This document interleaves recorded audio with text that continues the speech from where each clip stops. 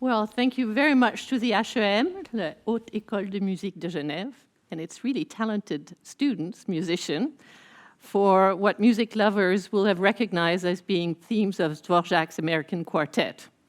So we will have the pleasure to see them again this evening. Thank you.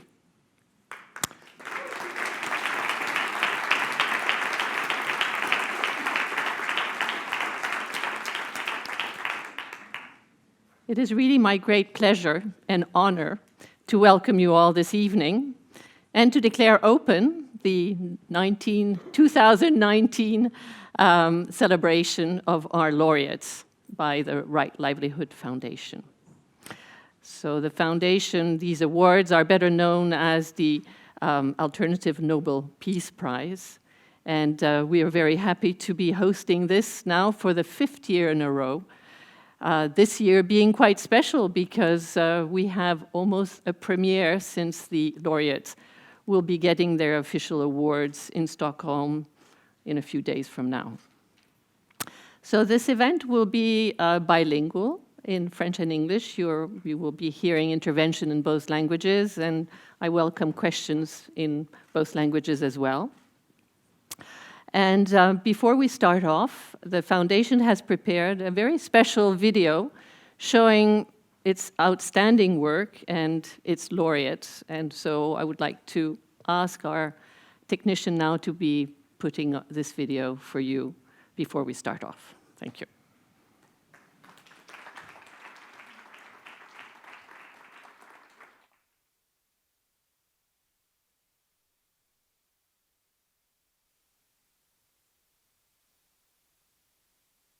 That decision was the first step down a road from which I could never and will never return. I thought about what it meant for my life, more for my family, and then for the future. And to me it seemed that to say nothing was no option at all. It wasn't about protecting myself anymore. The only thing that mattered was the truth. That was a lonely moment, and for a long time I felt isolated. When you start off, there's something inside you telling you to do it. And it comes because you have a heart and an eye, and the courage to stand up. Human rights, it's not a job, it's a conviction.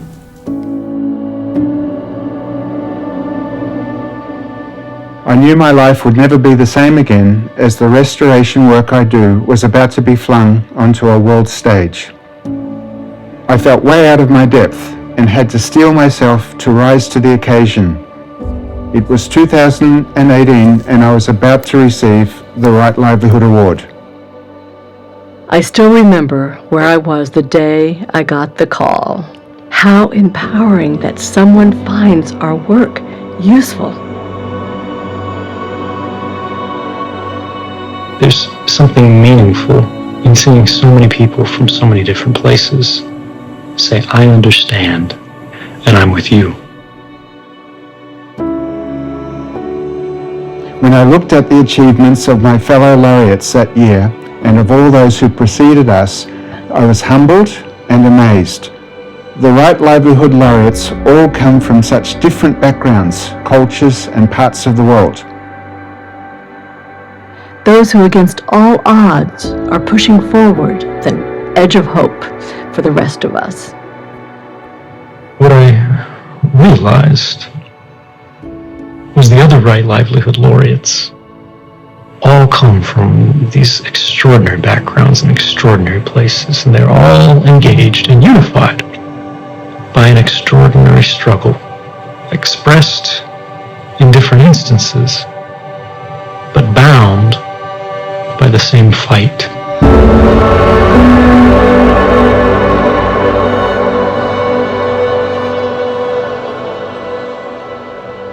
We fight for a better future, for justice, peace, and sustainability.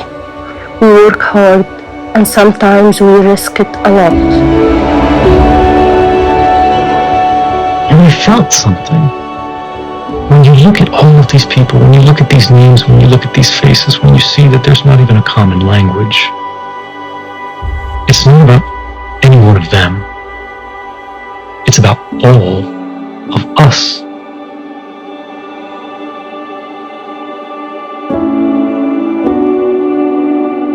When the award presentation was over back in 2014, that's when it hit me. That's when I really had time to understand what we can achieve together with the Right Livelihood Foundation. Try to continuously remind and inspire people that regardless of background and position, we all have something to say. And together, we can change the future. Not just for ourselves, but for everyone.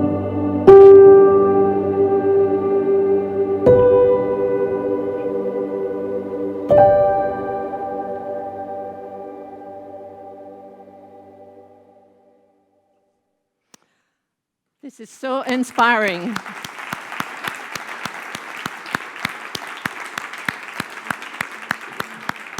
What a wonderful group of laureates. I'm very honored to be here again tonight with you. So I would like to ask now the executive director of the foundation, Olli van Uxkull, to make some introductory remarks.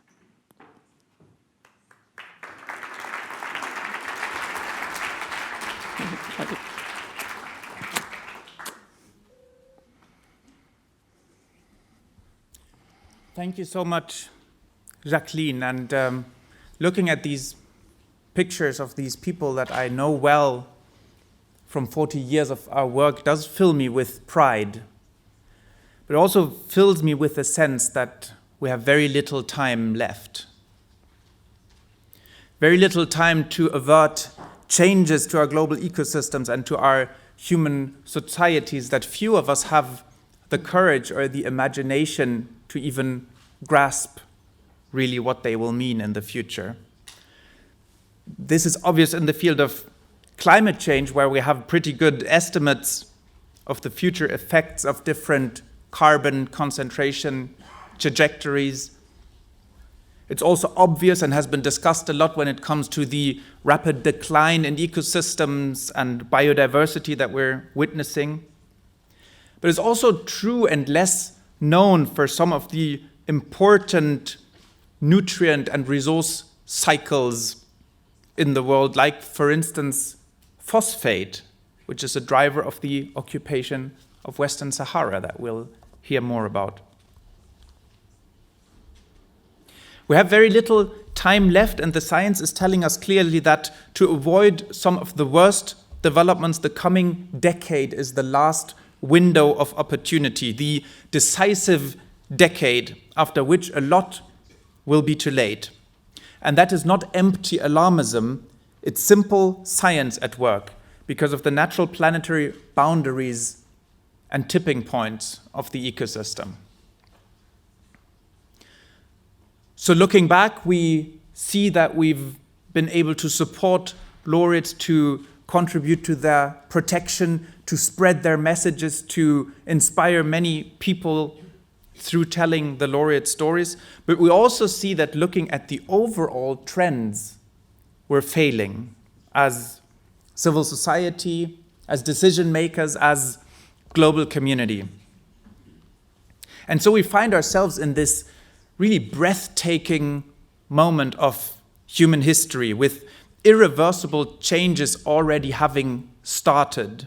And at the same time, with so many hopeful solutions at our fingertips, as proven by 178 laureates of the Right Livelihood Award in 70 countries and many, many other change makers in the world. And then with so little time to implement these solutions that we have left and to organize enough political will against the powerful resistance that they are facing.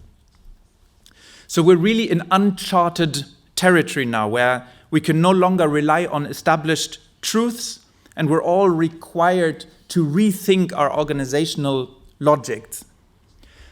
And as fundamental as this necessary change that we need to see will be, let us be reminded that the future can only and will only ever develop out of the present, out of the existing. And that is why we believe that there's nothing more valuable than supporting those who already hold in their hands the models and success stories of sustainable change. And to achieve this crucial support, we need strong partnerships, and I want to say heartfelt thanks to some of our partners, first and foremost Jacqueline and the Graduate Institute for being not just the physical but the intellectual host for our laureates in Geneva. I want to thank the Swiss Agency for Development and Cooperation and Tatjana von Steiger for making possible the laureates' presence here in Geneva.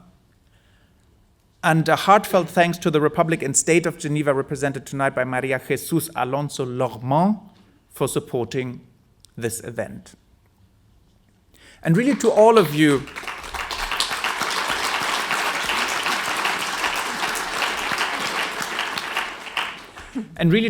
who are here tonight with many friends and partners in the room.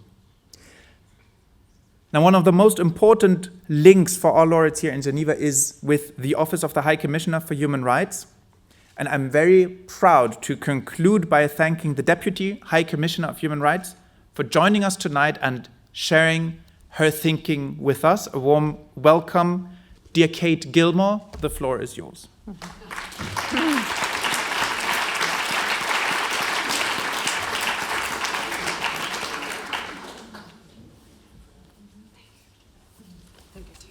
Thank you so much. Thank you so much, Ollie and Jacqueline.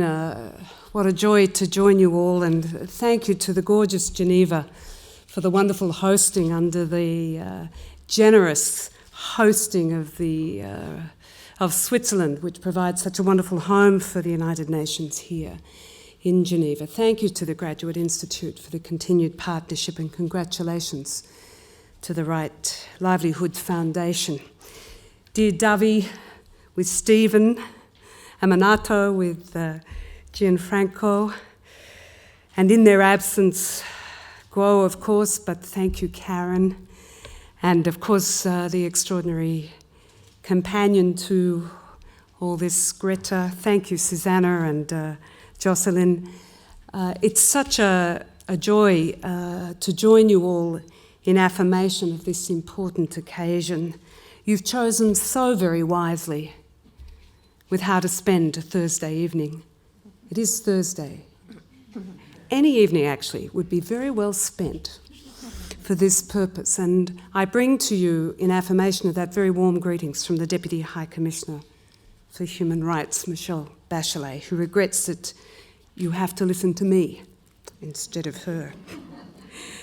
You know, the announcement, the celebration of Right Livelihood's laureates would be fantastic at any time. It's a peak moment in the human rights calendar on a global scale. But maybe this year it has a particular poignancy.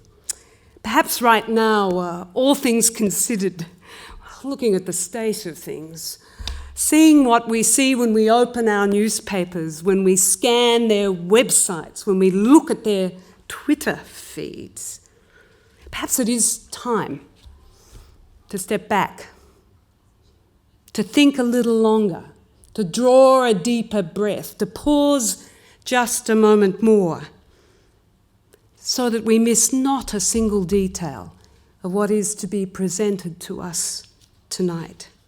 The lived, proven, sustained, and delivered examples of leadership of the highest quality for the higher purpose at the highest standards, leadership of such quality made all the more rare by contrast with others who would bear the name of leader, made all that more remarkable because it is leadership exercised often in the face of malicious opposition, carried out in the almost total absence of resources, and sustained without any of the props or baubles or accessories of such as formal title, high station, standing, or status. These are death-defying acts of determination. They are steely stamina sustained, where so many succumb to selfish self-interest. They are a selfless empowerment of the powerless, when others with formal power are choosing first and foremost only their self-aggrandizement. And while among the world's official leaders, there are those who malevolently urge us away from the light of universal norms and standards that establish the basis for affirm our common humanity, these brave, brave human rights defenders are pointing us on to the light of the recognition and the understanding that born we all are, free and equal in dignity and in rights. While others are seeking to divide us into crude and callous category of winner and loser, of those who belong and those who do not, when others drive with discrimination and hate to falsely stratify us into a manufactured inequality, building up walls between us, shutting us away from each other. Here, instead, are leaders who would build bridges, who would bridge our differences and our diversity, who would have us lower our fist and extend our hands across distance, who would urge us to travel towards each other, not away from each other. For the rights of women and of gender equality through to the right of self-determination and participation, for the rights of Indigenous peoples, to the rights to demand effective fight against climate change. These are the real leaders. They are the visionaries for a larger, more sustainable, more dignified human kindness. They are the advocates for those who otherwise are left by development's rapacious greed as mere collateral casualty. They are the harness of the most renewable of energy, which is our longing as human beings for belonging, for justice, our capability to be so much more than merely cynical, passive and short-sighted, our ability here demonstrated to really act in the interests beyond merely our own. Here is leadership in the toughest of places to speak up and out. China, West Sahara. Here is leadership hidden in the most forgotten and misunderstood of places, where traditional claim to land, to river, and to language are under such threat. Here is leadership against intimate violence and for the right to effective management of climate change. Here, women, Indigenous people, and young people invite us to lift up our eyes, to straighten our spines, to step away from our complacency and cynicism. And they recall for all of us that each and every one of us, with the exception of none of us, can make a difference. Yep, it's tough. Even though all around the world, as people pour out onto the street and lanes of cities large and small, calling for a political, economic and environmental governance more compassionate, more inclusive, more accountable, still there are forces that would seek to shrink down that public demand, to attack civic space, to silence the activist, to lock up the dissident, to assassinate the environmental defender. And perhaps again, they will burn every loving and tolerant word to ash. But these here that we honour and celebrate tonight, they may be a threatened species, but they shall not be extinguished, not if we stand with them as they have already stood for us and for all that we believe in. Awards matter. They protect, we hope. They nourish, they encourage, and they sustain. But far greater tribute, to be frank, is not, of course, in celebration of an award, but far greater tribute would be to ensure that we do not abandon, but we join, that we do not stand apart, but that we stand together and stand up for everything they represent. Thank you.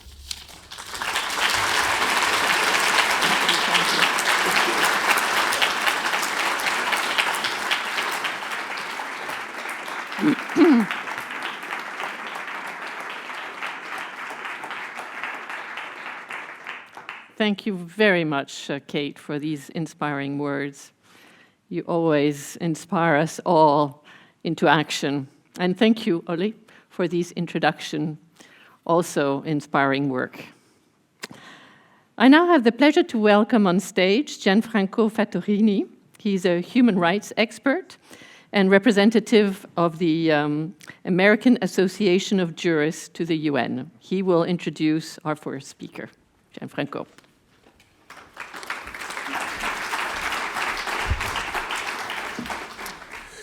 Mesdames et messieurs, je remercie d'abord la fondation de Right Livelihood de m'avoir invité à présenter Madame Aminatou Haïdar, une des récipiendaires du prix de cette année.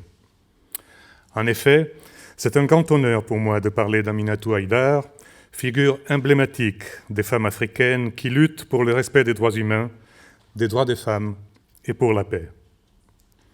Aminatou Haïdar est née quelques années après que l'Assemblée générale des Nations unies ait reconnu le Sahara occidental, appelé à l'époque Sahara espagnol car il se trouvait sous domination coloniale espagnole, comme un territoire non autonome, auquel, depuis lors, s'applique la résolution 1514 de l'Assemblée générale, qui s'intitule « Déclaration sur l'octroi de l'indépendance aux pays et aux peuples coloniaux ».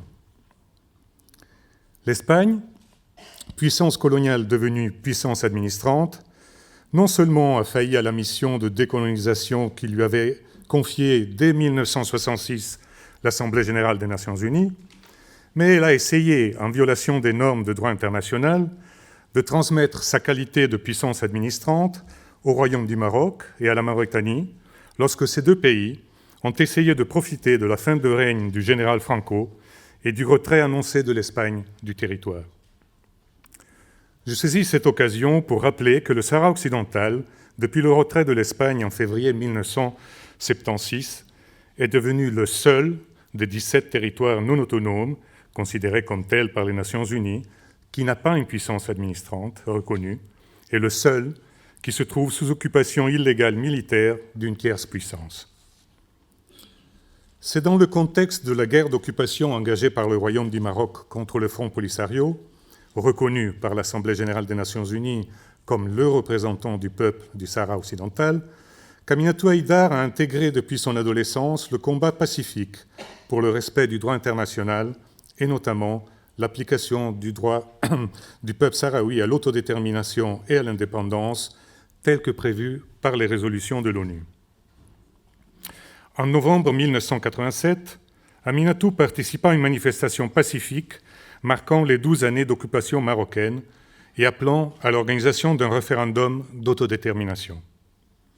À cette occasion, Aminatou fut parmi les centaines de Sahraouis arrêtés et parmi les 17 femmes qui furent portées disparues.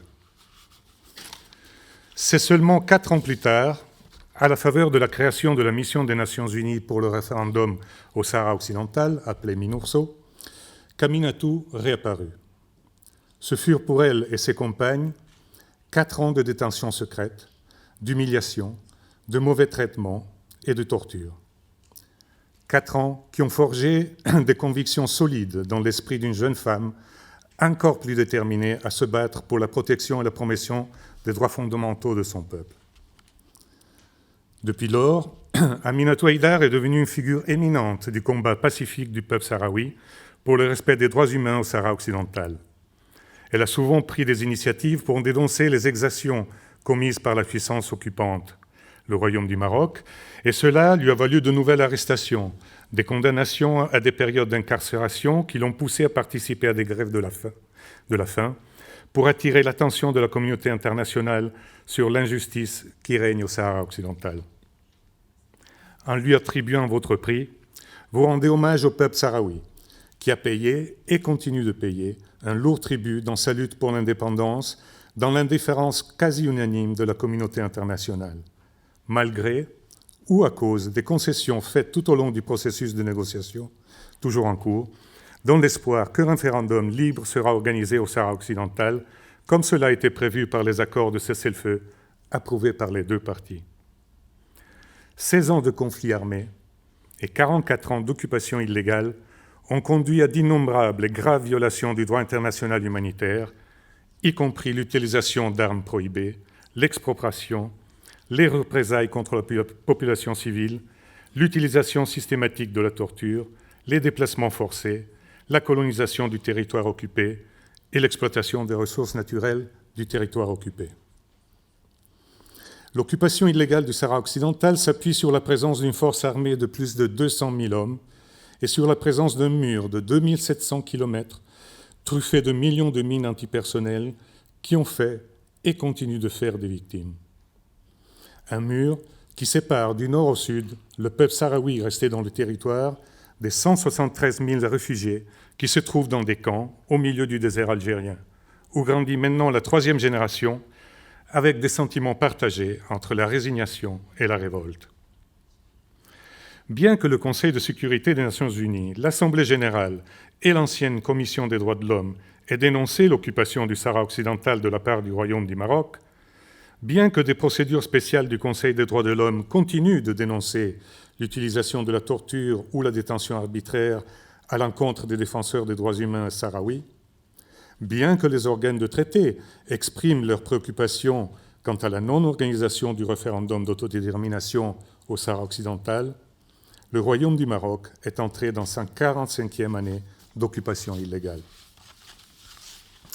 Tout comme l'occupation illégale israélienne du territoire palestinien jouit du soutien politique, financier et militaire des États-Unis d'Amérique, l'occupation illégale marocaine du Sahara occidental jouit du soutien politique, financier et militaire de la France et de l'Espagne, les deux anciennes puissances coloniales, respectivement du Maroc et du Sahara occidental.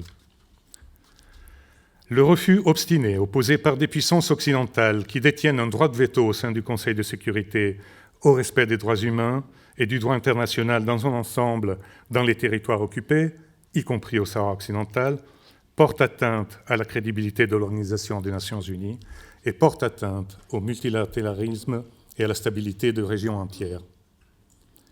Par l'attribution ce soir de votre prix à Aminatou Haïdar, c'est encore une fois une organisation non gouvernementale qui nous permet de rappeler que nous, peuple des Nations Unies, sommes résolus à préserver les générations futures du fléau de la guerre, à proclamer notre foi dans les droits fondamentaux de l'homme et à favoriser le progrès social. Je vous remercie.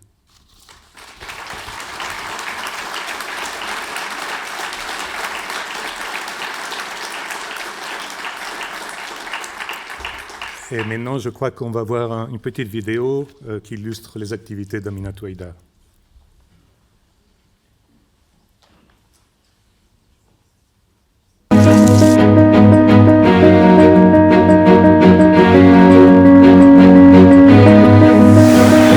Aminatou Haïdar is an outstanding non-violent activist and human rights defender from Western Sahara, a territory occupied by Morocco since 1975. Over 30 years of peaceful campaigning for the independence of her homeland have earned Haïdar the byname Sahrawi Gandhi. She has raised awareness about the oppression of her people by organizing demonstrations, documenting cases of torture, and carrying out hunger strikes. Her dignity and resolve make her one of the most respected leaders among the Sahrawi people. Like many other Sahrawi activists, Haidar has been beaten, tortured, and detained without charges or trial. She has spent more than 4 years in prison for peaceful protesting. Despite death threats and harassment directed at herself and her 2 children, Haidar tirelessly campaigns for a political solution to one of the world's longest frozen conflicts. Aminatu Haidar, Western Sahara.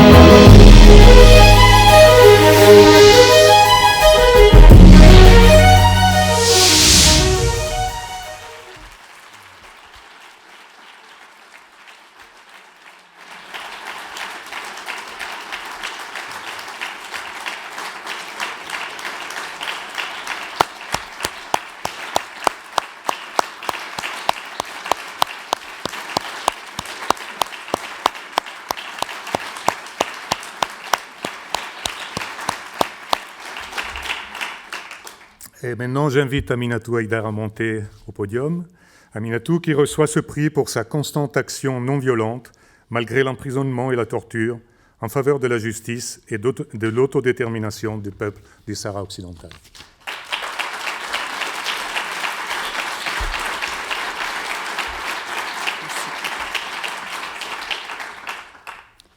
Salam alaikum. Que la paix soit avec vous tous. Bonsoir. Bonsoir, Monsieur Oli, Madame Kate Gilmore, Jacqueline, chers amis. Tout d'abord, permettez-moi de remercier la Fondation Right Livelihood et remercier très infiniment le jury international pour m'avoir sélectionné et m'a décerné ce prestigieux et célèbre prix qui est le prix Nobel Alternative, qui m'a très honorée et a honoré mon peuple. Et pour moi, c'est une reconnaissance internationale pour la justesse de mon peuple et de ma lutte non violente et pacifique. Permettez-moi aussi de féliciter les autres lauréats, et surtout M. David Kapinawa qui est avec nous aujourd'hui, et ma très chère petite fille Greta Thunberg. C'est difficile de... Alors, je m'appelle Aminatou Haidar. Je suis défenseur des droits de l'homme des Sahara occidental. La dernière colonie d'Afrique, en Afrique, mon expérience ressemble à celle de beaucoup de mes compatriotes, pleine d'injustices, de violations des droits de l'homme, humiliations, disparitions forcées, torture et privation de la liberté, mais aussi de résistance et de sacrifice, de refus de se soumettre et de détermination à défendre les droits de l'homme et des peuples. Mesdames et messieurs, honorables audience, imaginez une jeune femme de 20 ans qui a été arbitrairement enlevée par les services secrets marocains et séquestrée dans un banc de détention secret à Laayoune, capitale occupée du Sahara occidental, où se sont également séquestrés des dizaines de Sahraouis des 2 sexes, et parmi eux des mineurs, des personnes âgées et 2 hommes aveugles. Dans ce camp de détention secret, ces dizaines de séquestrés sahraouis étaient restés dans l'obscurité totale pendant 4 ans, menottés et les yeux bandés. Mon seul crime commis est simplement d'être sahraoui. Mon crime est d'avoir osé croire, moi et mon peuple, que nous avons un droit inaliénable à l'autodétermination et à l'indépendance, ainsi qu'à la liberté de notre pays, libre de tout type d'occupation, d'oppression ou de colonialisme. Cette conviction, et cette foi, est un crime au Sahara occidental occupé, punissable par la loi d'occupation marocaine. Et malheureusement, le Maroc n'est pas le seul responsable de la situation que nous vivons maintenant en tant que Sahraouis. L'Espagne est également responsable du fait qu'il a renoncé à ses responsabilités juridiques et morales depuis 1976, en abandonnant sa colonie à la hâte sans la décolonisation, comme il devait faire selon la demande de l'Organisation des Nations Unies. La France également, co-responsable de ce crime en cours, sachant que Paris soutient un régime expansionniste et violent qui continue à occuper le Sahara occidental, le soutenant sans vergogne au Conseil de sécurité et empêche même l'Organisation des Nations Unies de protéger et surveiller les droits de l'homme au Sahara occidental. L'Union européenne, en tant qu'organisation régionale, est également co-responsable des prolongements de cette situation, car, soumise à la volonté de la France et du Maroc, il conclut des accords commerciaux avec le régime d'occupation marocain, et c'est ainsi qu'elle participe au pillage de nos ressources naturelles. Enfin, chaque citoyen du monde est moralement responsable des violations commises dans n'importe quelle partie du monde, en raison de son ignorance ou de son silence face à ces violations.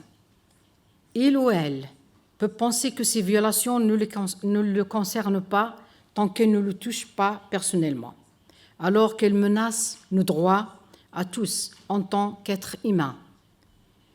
Imaginez avec moi toujours cette jeune femme qui passe ses 4 années de disparition forcée dans des conditions physiques et psychologiques indescriptibles.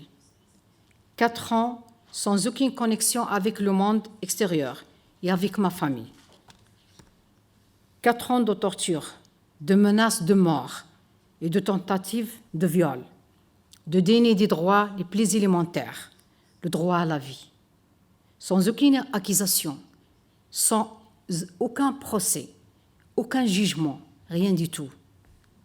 Cela continuait de 1987 jusqu'à notre libération en 1991.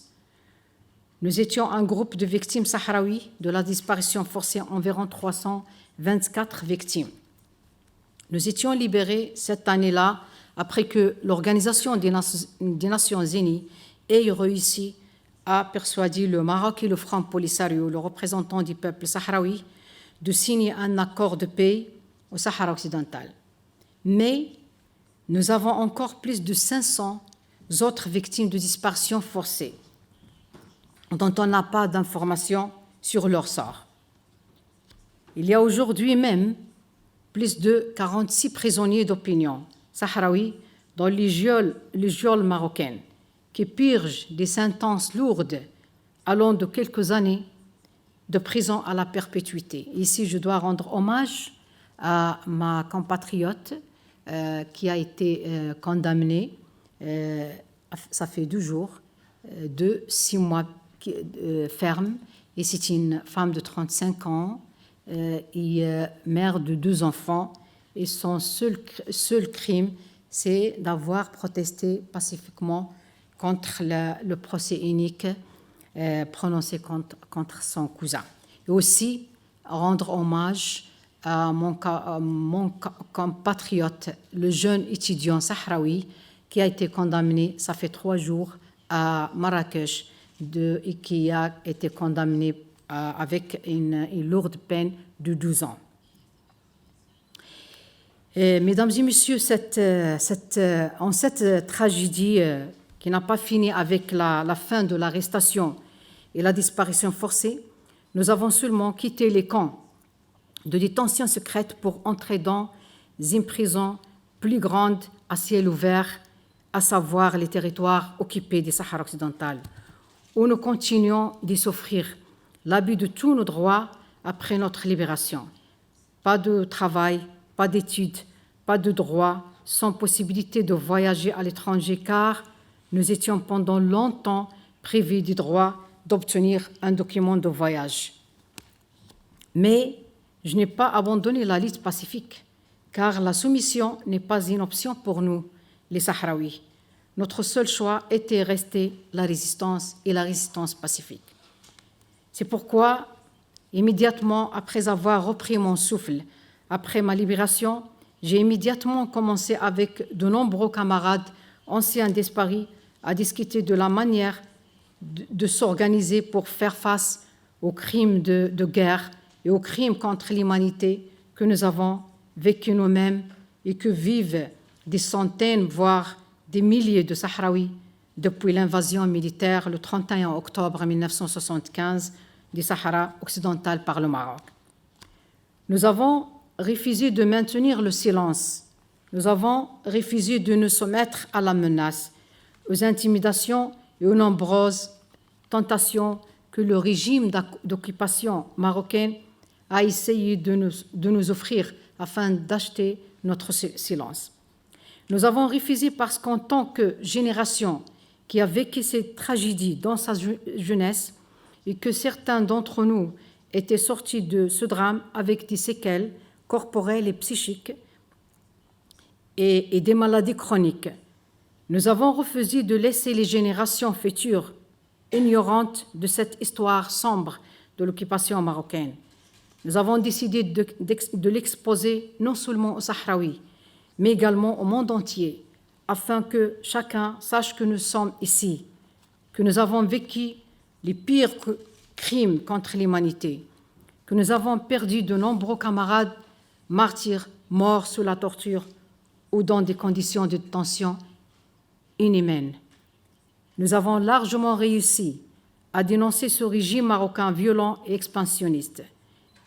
Et je suis fière d'avoir contribué à cette campagne avec beaucoup de courageux défenseurs sahraouis des droits de l'homme des deux sexes.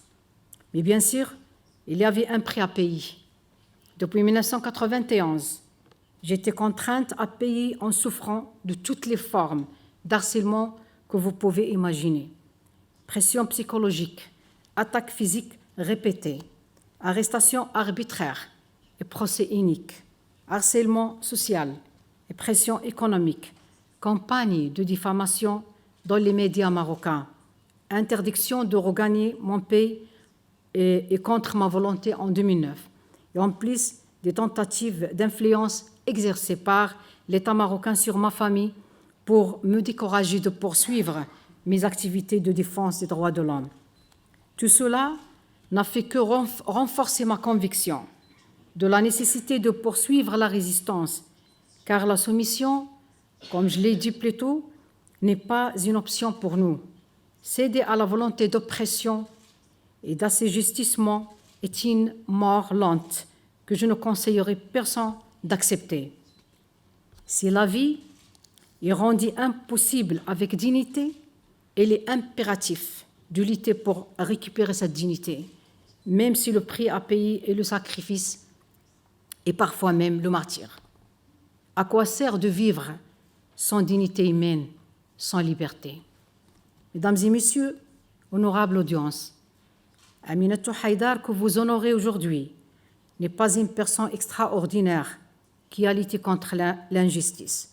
Je ne suis qu'un être humain, une Sahraoui qui croit avoir un droit fondamental à la vie dans la dignité, qui croit en ses droits civils et politiques et ses droits économiques, sociaux et culturels, que personne n'a le droit de les violer sous aucune justification.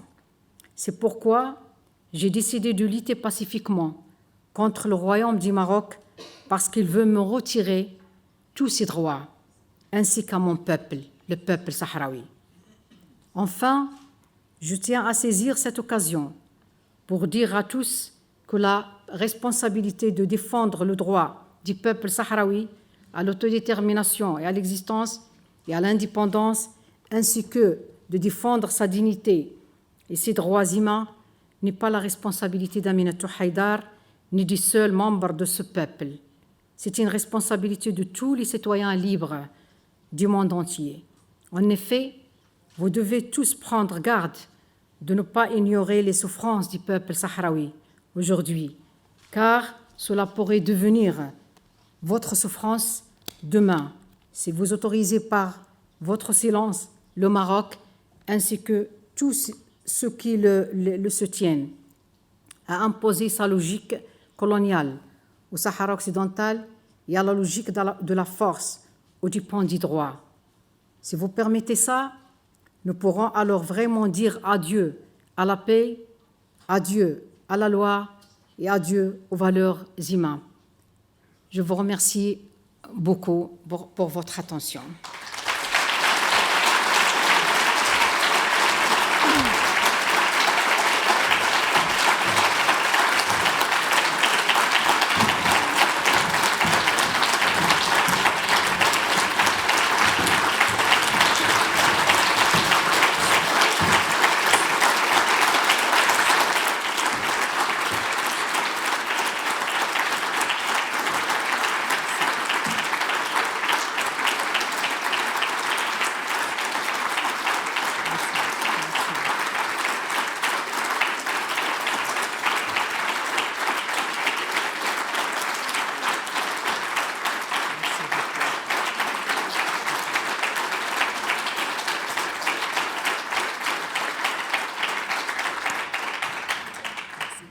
Merci beaucoup, Aminatou, pour ce travail courageux. Si vous voulez venir vous asseoir à côté de moi pour prendre quelques petites questions. Voilà, je vais vous donner un...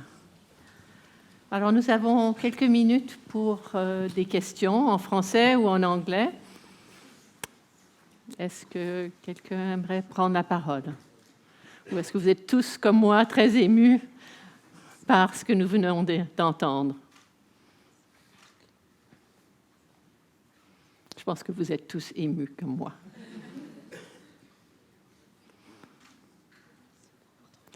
Merci pour votre noblesse. Oui, voilà, une première question. J'ai des collègues avec des micros. Madame, au troisième rang, s'il vous plaît. Bonjour, bonsoir. Ma question, c'est comment ça vient d'une mère qui est aussi militante. Je suis brésilienne, de la terre de Davi et des ancêtres indigènes aussi. Et je vis ici. Je vous demande, c'est une question très personnelle.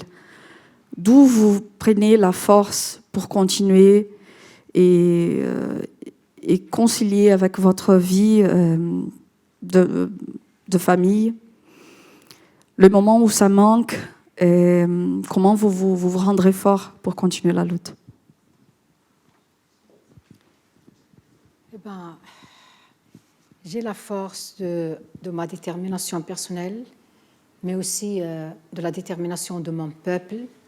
Et je suis convaincue qu'on doit continuer notre lutte pour garantir notre liberté et notre dignité, comme je viens de dire qu'il n'y a pas de vie sans dignité, sans liberté. Et c'est vrai que je suis mère, j'ai deux enfants qui aussi ne sont pas épargnés de ces atrocités.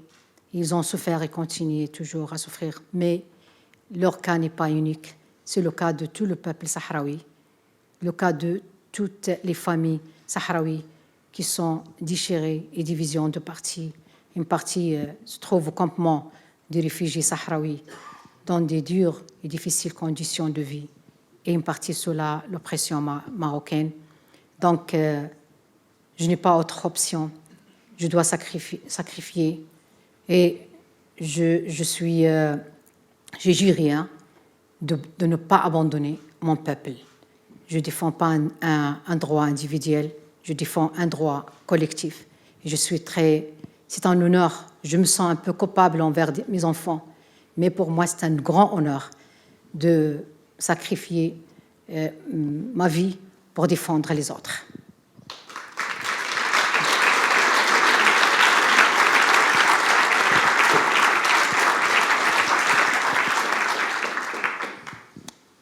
À moins qu'il y ait quelqu'un qui a une autre question, on va... Ah, voilà, une autre question. S'il vous plaît, ici. Okay. Ah, excusez-moi. Oui, ce jeune homme. Okay, thank you. So my name is Johannes Moskin. I'd like to ask you, dear Aminatou, we're just a couple of 100 meters from the UN headquarters, And I believe your people have been promised self-determination since more than 4 decades ago. What do you want to see in terms of concrete actions from the international community and the UN to advance your people's rights? Nous nous trouvons à quelques centaines de mètres des Nations Unies. Quelles sont les actions que vous voyez de la communauté internationale pour vous aider dans la quête, dans votre démarche? Eh ben, mon message, c'est clair, ils doivent être cohérents avec les valeurs pour lesquelles les Nations Unies, l'Organisation des Nations Unies a été fondée, et ils doivent respecter le droit international, la légalité internationale quant à la question du Sahara occidental, qui est une question de décolonisation. Donc, la communauté internationale doit vraiment avoir de la volonté politique pour achever ce drame, plutôt avant qu'il soit une question politique. C'est un drame humain. Et il faut laisser le peuple sahraoui choisir son avenir.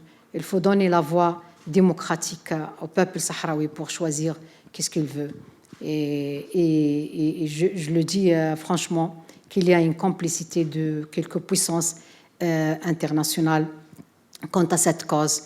Et je viens de citer la France, qui vraiment bloque le processus de paix au Sahara occidental, malgré qu'il y a une mission des Nations Unies au territoire occupé du Sahara occidental et qui est installée au territoire depuis 1991, exactement pour l'organisation d'un référendum d'autodétermination.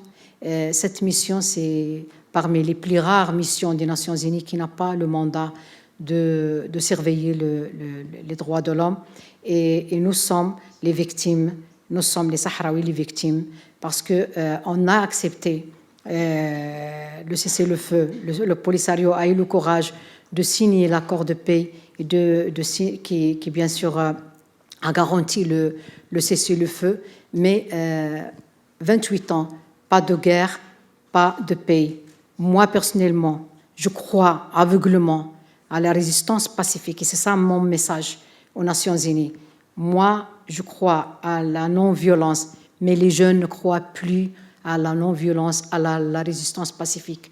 Ils sont en train d'exercer de la pression sur le Front Polisario pour qu'ils reprennent les armes. Ça sera vraiment douloureux si le Front Polisario, après le congrès qui tiendra lieu le 19 décembre, ça sera douloureux si le Front Polisario prend la décision de reprendre les armes.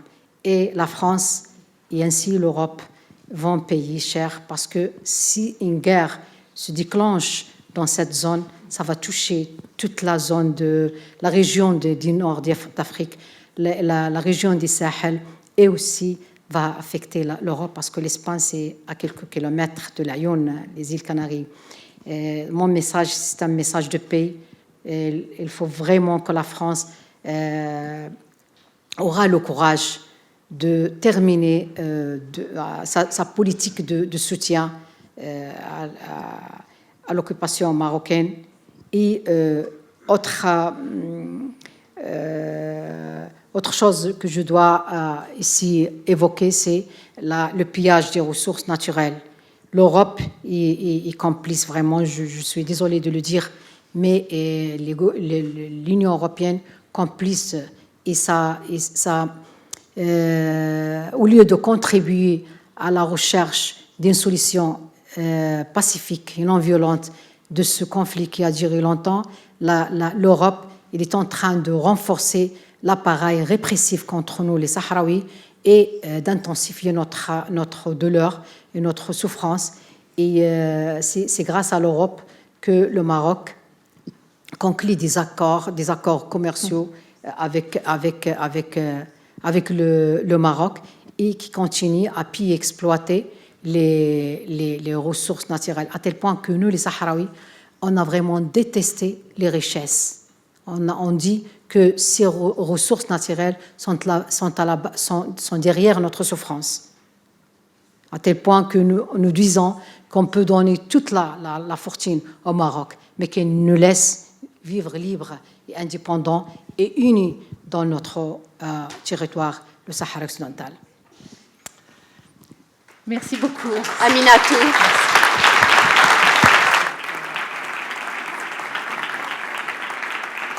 Malheureusement,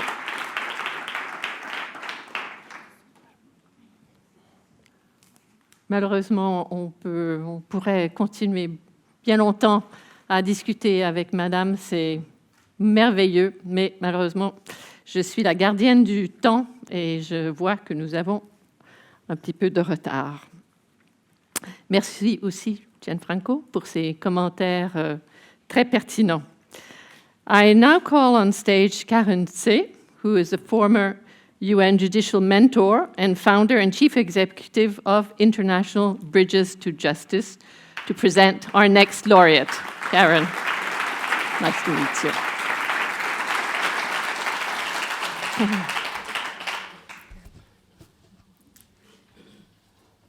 It is both an honor and humbling tonight to be here with you and amongst you to celebrate the laureates and to introduce Guo Jinmei, a remarkable lawyer and a pioneer in the movement to protect women's rights. I still remember the day when a young Chinese intern named Siqi walked into our office in Geneva, and she excitedly told me that the reason that she wanted to work with us on a global level in the area of people's rights, protecting people's rights and access to justice, is because of Guo Jinmei's incredible influence and inspiration on her when she was a law student in China. She said that she vividly remembered gathering every day as comrades, classmates, and as a family, she said, for a home-cooked lunch where they shared their joys and their sorrows. It was in the context of this community that they were able to continuously keep going despite challenges. Guo Jinmei has not only inspired the younger generation, but also inspired lawyers and all of us everywhere. During her exceptional career, Guo Jinmei introduced the concept of pro bono legal services for marginalized women in China and founded and directed several organizations for the protection of women's rights. She held positions at the Chinese Ministry of Justice, the All China Women's Federation, and the All China Lawyers Association. She was one of the primary drafters of China's first law devoted to the protection of women, law and on the protection of the rights and interests of women on the People's Republic of China. Her persistent advocacy against domestic abuse of women paved the way for China's enactment of the first domestic violence law in 2016. Guo's organizations have promoted a wide array of national legal advocacy protecting women's rights. Her impact litigation has included cases defending women who were sentenced to death for killing their abusive husbands in self-defense, and preteen girls who were subjected to sex trafficking. Guo was able to also recover land compensation money for 28 women, totaling more than 1 million. The first client that Guo Jinmei helped was a woman from Suzhou, a city in Jiangsu province, whose son had been beaten to death by the police. She had come to Beijing to petition the authorities, but saw no result. Instead, she was hit by a tourist bus, sustained multiple fractures, and lost one eye. When this woman found Guo Jinmei, Guo was shocked. She immediately agreed to help her with her lawsuit. In the end, she lost the case.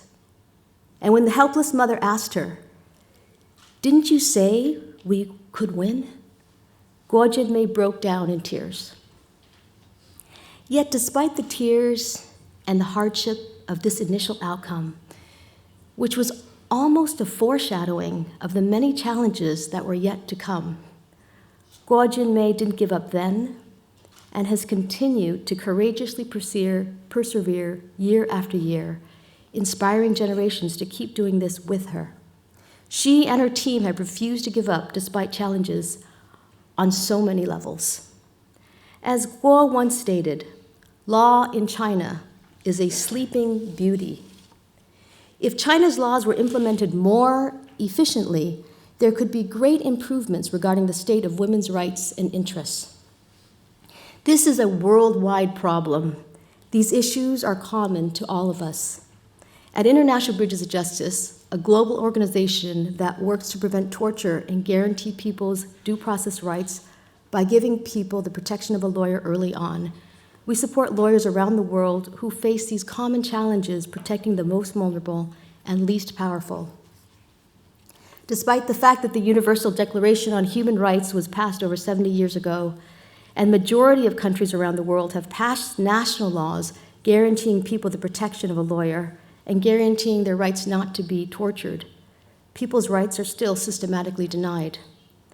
Protection of a lawyer early on in police stations and courtrooms is a critical key to the protection of the most vulnerable and least powerful. When lawyers courageously enter police stations and courtrooms every day to ensure these vulnerable individuals have access to justice, they bring their light to the darkest corners of the prisons. We may not see these lawyers, we may not hear their names, but they are with us today as we celebrate the leadership of Guo Jinmei in the global movement for justice. In the words of Albert Schweitzer, I'm sure you all know him, a Swiss humanitarian, philosopher, and Nobel laureate, at times our own light goes out and is rekindled by a spark from another. Each of us has reason to think with deep gratitude of those who have rekindled the flame within. Guo Jinmei has rekindled the flame of inspiration in so many around the world, from Geneva to China and back again. So it is in the spirit of the recognition of our mutual struggle for justice, of this seemingly impossible task, that I'm happy to be able to be here today to celebrate with you the amazing contributions of Guo Jinmei. Thank you, Guo Jinmei, for all that you have given to so many, and for your continuing to give and be such an extraordinary, brilliant light, which inspires a courage in all of us.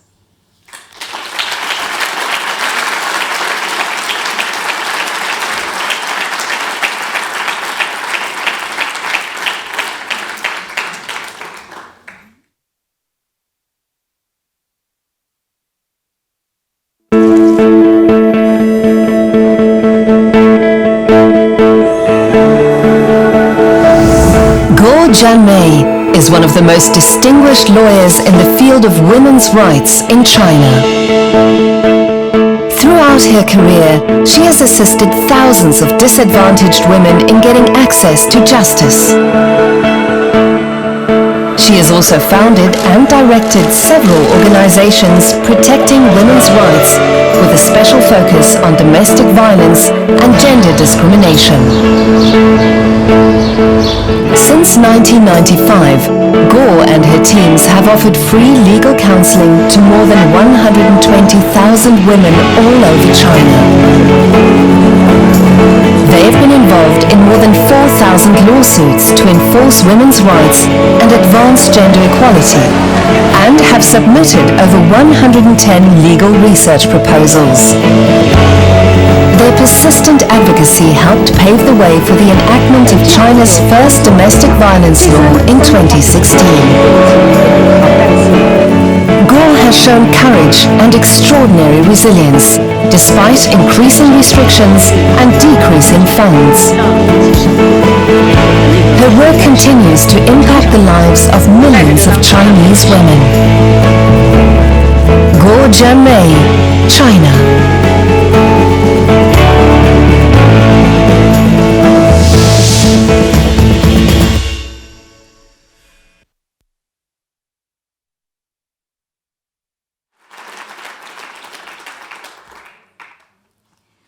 Guo Jinmei receives the 2019 Right Livelihood Award for her pioneering and persistent work in securing women's rights in China.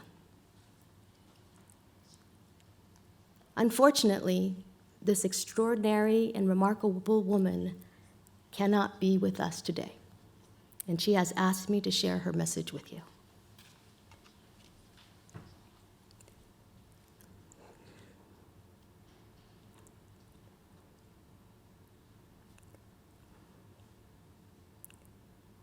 Dear friends and fellow 2019 Right Livelihood Award laureates, this Right Livelihood Award recognizes and acknowledges the efforts of my team and me to uphold women's rights and the rule of law in China for the past 25 years. Currently, pro bono legal work in China is facing enormous challenges. This award serves as an encouragement and motivation. In any society, the state of women's liberation is a natural yardstick of universal liberation. Ever since the Fourth World Conference on Women took place in Beijing in 1995, China has indeed achieved progress in the protection of women's rights. Yet there is much that we can do together to address issues arising from deeply rooted traditional cultural norms and discrimination within the justice system. Discrimination against women is still a reality in various fields. This affects women's participation in politics, labor, culture, education, marriage and family, as well as when it comes to personal and property rights. Some of the issues are so entrenched that they seem impossible to overcome. Beijing Qianqian law firm, formerly the Center for Women's Law Research and Service in the Law School of Peking University, has since its founding committed itself to the vision of living a life for public interests, advancing gender equality through law. Striving to protect the interests and rights of disadvantaged women through legal aid, the Center supports women in solving their challenges from unique and innovative perspectives. Our work integrates three core aspects to this goal: women's rights, legal aid, and the development of non-governmental organizations. During its 24 years of operation, the Center has created a unique civic model of pro bono legal aid. The Center has carried out a series of pro bono activities, such as free legal counseling services nationwide, legal aid in pro bono litigation, initiating the network of Chinese public interest lawyers, establishing the Training and Practice Center for Public Interest Lawyers, and driving the implementation and improvement of legal policies related to women's rights and interests. Meanwhile, behind all of these achievements are immense challenges and difficulties. The perception that we are outside the system hinders the dialogue and collaboration between the government, society, and ourselves. The overall lack of gender awareness, legal awareness, public service, and social responsibility in the society subjects our work to all sorts of misunderstandings and even threats. Shortages of funds and talent pose serious challenges for our work, personally and institutionally. As regulations are not in place, even the institution on which these lawyers depend are hampered by fundraising challenges. We believe if we are to improve the situation, we should learn to seize opportunities among challenges and strive for the advancement and professionalization of public interest lawyers. Firstly, we should raise the overall level of gender awareness and the sense of public service and social responsibility for our society. Public interest lawyers and governments should be in dialogue and communication to further mutual understanding, trust, and collaboration, creating a harmonious institutional environment for disadvantaged groups. Finally, an institutional structure, for instance, defining the legal status of public interest lawyers, setting up multi-channel financing systems, putting in place long-term strategies for talent development, and improving the structure of labor division and collaboration among public interest lawyers would be a positive development. We should, by all means, continuously cultivate and recruit legal talents, converging forces and collectively advancing the development of pro bono services towards sustainability, high efficiency, public interest, and professionalism. My aspiration as a public interest lawyer is really very simple. It is to let the sunshine of law lighten up every corner of our life. I am honored by this award and the recognition of the years of dedicated work by our team and the network of public interest lawyers across China. Thank you.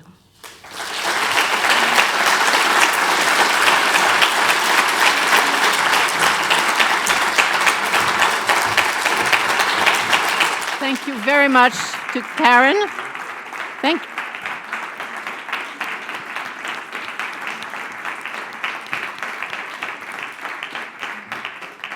Thank you, Karen, for delivering this very moving statement.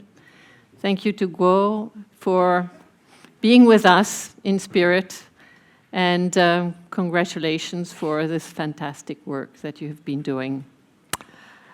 So we are now at the interlude period, and we have our musician back on stage for a piece from Maurice Ravel, Le Tombeau de Couperin.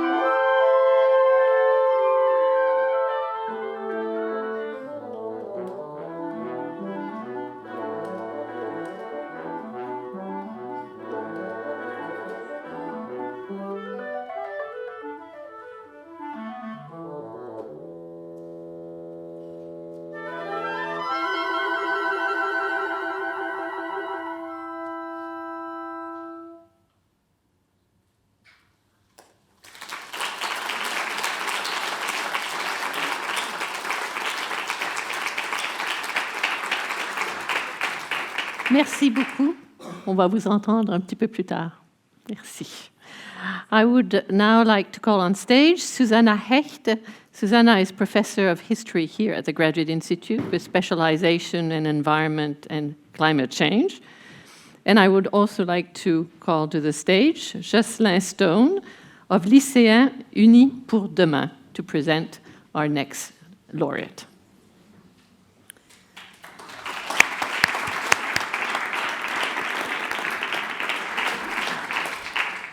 Well, thank you for the, as everyone keeps saying, the humbling and also the honor of representing people who cannot be here. I think that Greta Thunberg hardly needs an introduction.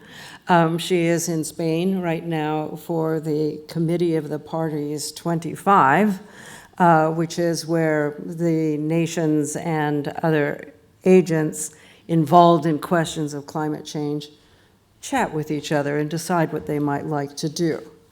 I would be well beyond my capacity to speak for Greta Thunberg, as anyone would, but I would be able to speak to the science that she advocates, and I would argue that the questions are very urgent now, perhaps more urgent than they have ever been.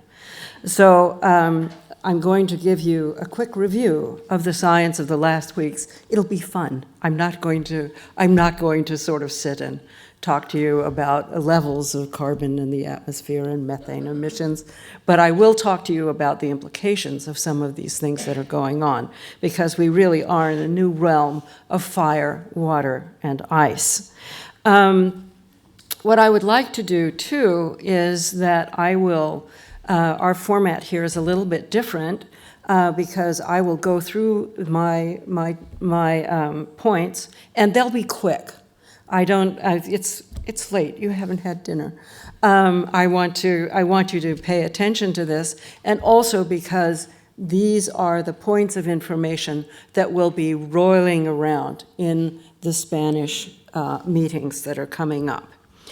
First, let's start with the bad news, and there's plenty of it. The G20 countries, the industrialized countries, are responsible for 78% of the current emissions. So when we are busy wringing our hands, we have to recognize that we have a very important role to play in the transformation of the planet, and it's not necessarily a good one. What we have to also understand is that we're in a context of climate injustice, in which those who have enjoyed the benefits of transforming the world and its atmosphere are not those who will pay the cost of these results. The other thing I'd like to recommend you also think about is that this is not just merely about people, it's also a question of ecological justice. That is to say, there's lots of non-humans who are also involved in these transformations. And while injustice, of course, visits havoc on the world's poor, ecological justice, or ecological injustice, as we might like to put it, the consideration of non-human organisms is shrugged aside as we turn oblivious eyes from the sixth extinction, which we are attending. So there was quite a bit of news in the last couple of weeks. My poor students had to sort of sit and get barraged with this.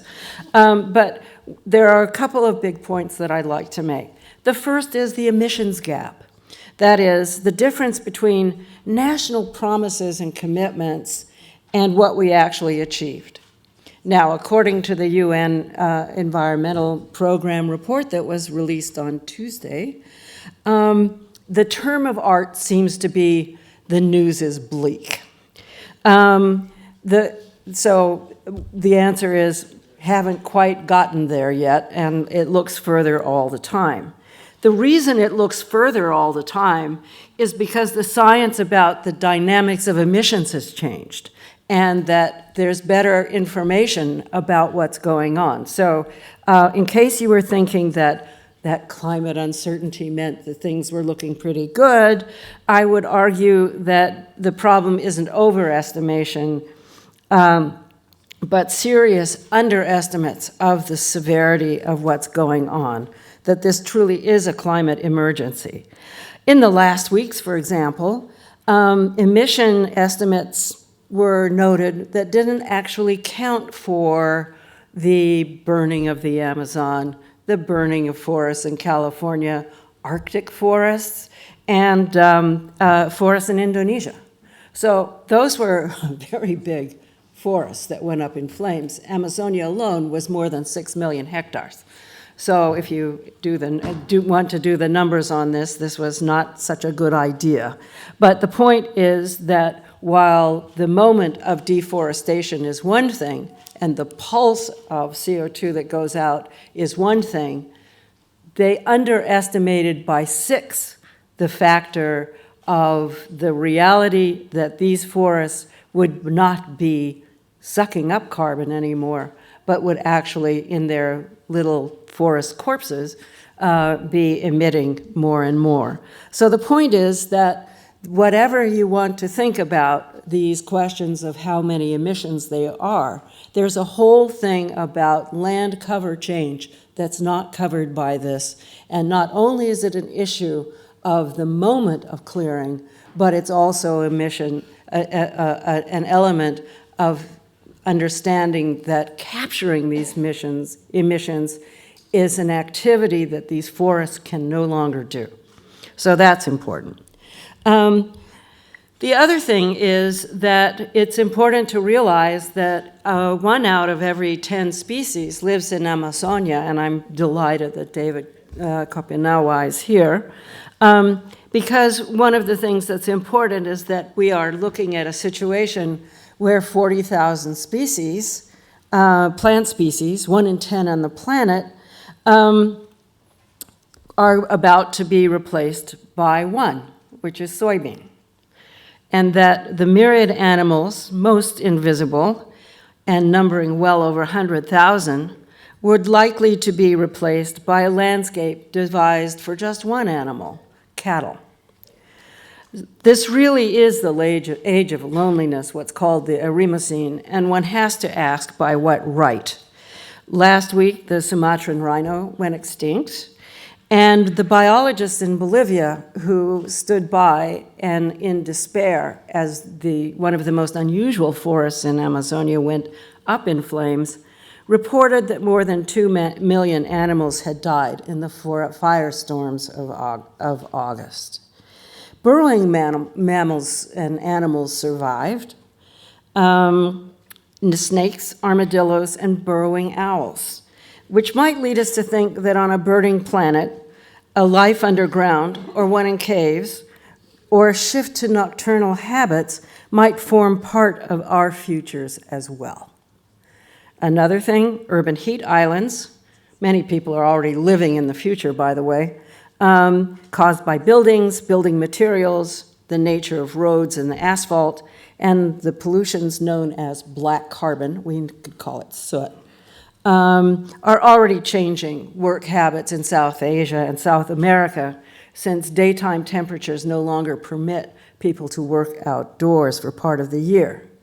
So climate change is already here, and it's a lot more than 2 degrees centigrade for many people on the planet, and many are already living in this climate of the future and dying in it.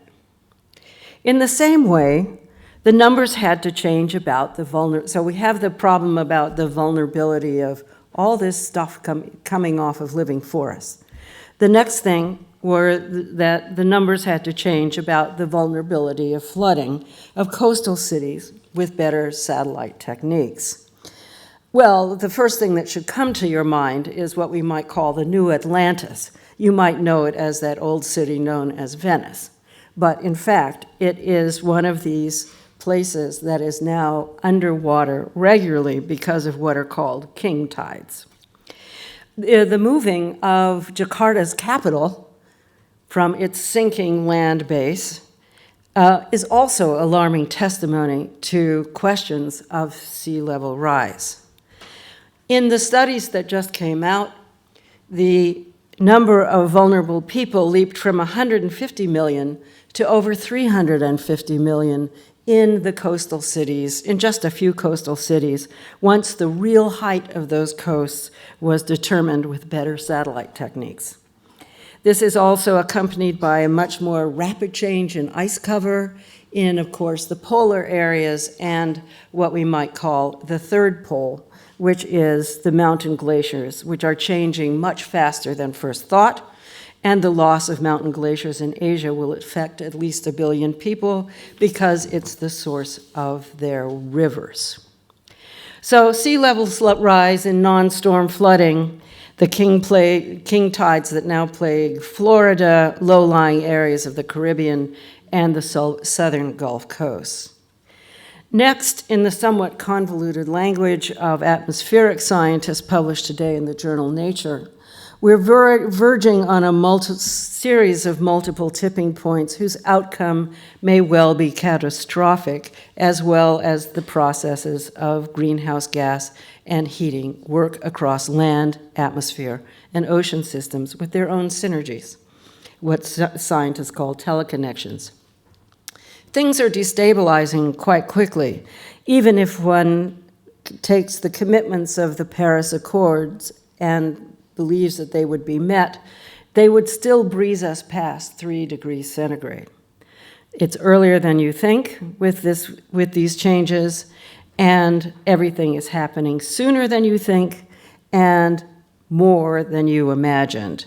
With Paris vying with Death Valley for the hottest place on the planet for a few days in August, a winter bomb cyclone currently menacing my state of California, which has, in the terse words of weather services, made the travel basically impossible. 100-mile-per-hour winds, blinding, frozen weather falling from the sky. The wettest year ever in the US happened this year, and you'll get accustomed to this was the most something year ever, as records continue to be broken. In this case, the timing of the floods in the US, which occurred in ways that permitted no cultivation in many areas, is driving US farm failures to more than 24%. And this production crisis, coupled with a tariff policy, is helping drive massive Latin American deforestation. So when we think about these things, we can't just think about them from, as they say, our own backyard, but that they also ramify and teleconnect very widely. So even as this land of the wet and flooded sat and inhibited agriculture, it stimulated a world of fire elsewhere. And what this did, of course, in the expansion of large-scale deforestation in Amazonia is it resulted in invasion of lands and other indigenous populations and wrenched apart and exiled their stewardship and destroyed the knowledge that we will need to come to any grips with a planet that we apparently no longer love, and one that doesn't love us much anymore either, where, faced with each other, we have to mutually ask, to be or not to be. We don't have that answer yet. And if the answer is to be yes, we have to act, and we have to act quickly. In the face of this, I would argue that Greta Thunberg is the person who has spoken most eloquently and most fervently about the questions of the future, and you would hate it if you had to turn to her in 40 years and say, Greta, we used up your future.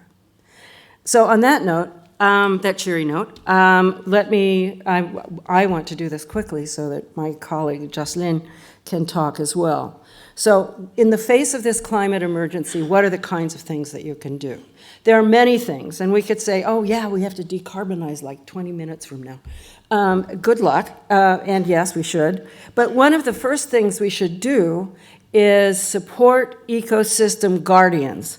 These are the indigenous populations in the forests of South America, in the forests of North America, in the landscapes of the Arctic, in the forests of Indonesia, and to understand that more than 1.2 billion people are forest dependent, that they manage these, and they manage these from a platform of indigenous knowledge that has been tested through numbers of moments of climate change. So this is not the first moment, but this is certainly the worst. And in many cases, mangrove managers, upland grazers, forest herders have kept these carbon systems running. So we need to support these activist organizations and defend forest and landscape defenders who are working in our interest, whether we like it or whether we understand it or not. The next thing, and this is what Greta always is saying, inform yourself of the science. The science is changing very quickly, as I just pointed out two major things, which is the CO2 pulses and the problem of not really understanding how low-lying areas are in the world.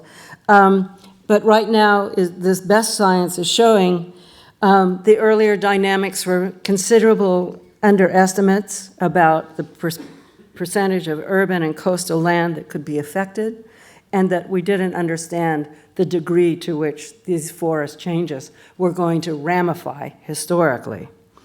People who do climate modeling really like to think about the future, and perhaps it's a function that they love their models and they want their models to tell them the future. You know, maybe they should have a crystal ball, and that would help them sort of imagine some of this stuff as well. But really going into the 1,000 years ahead may be useful in its way, but it really won't help make decisions very well for us now. So think about the next 10 years and what is coming for you and what is coming for your kids. So even though scientists like to model, and theory is good, it doesn't stop reality from existing. And so we really need to look at this away from the models of climate denial and in a kind of happy indifference in the comfort of our lives. The next thing, this is point 3, is that political activism is absolutely necessary and it should be relentless. What we know from Greta Thunberg is that she just sat and did it. She just sat and did it every day that she could. And in doing so, it was transformative in the sense that people started to talk to her. And when she first started her school strike for Fridays for Climate, no one paid much attention. This fall, millions were in the streets on the question of climate change and what their future might look like. So, in some sense, think Greta. What would Greta do? And just do it. Nothing is more important, and do something every day. And don't confuse doing something as being on social media, because that isn't exactly the same as being an action. And then we'll talk more in a minute, Jocelyn and myself. But then you have to punish politicians and legislators who do not deal with climate issues by removing them from office and replacing them with those who do.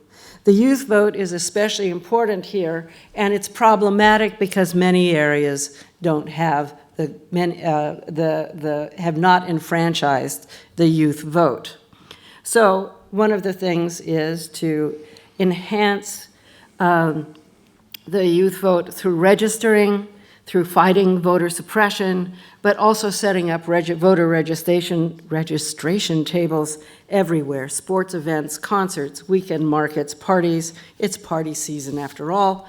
And it's important to realize that activism has many synergies that are often hard to predict. And I think the other thing I'd like to say too is look to your portfolios, look to sovereign wealth funds, look to hedge funds, look to banks. They are also involved very much in activities that are devastating the planet. So it's important to look at not just your personal activities, but also more structural issues in the politics and in finance. So what we really don't want to have happen is in 50 years when we channel Greta and we say, Greta, what's up? And she says, I'm dead. We don't want that to happen, but it could. So on that note, I think we go to youth activism.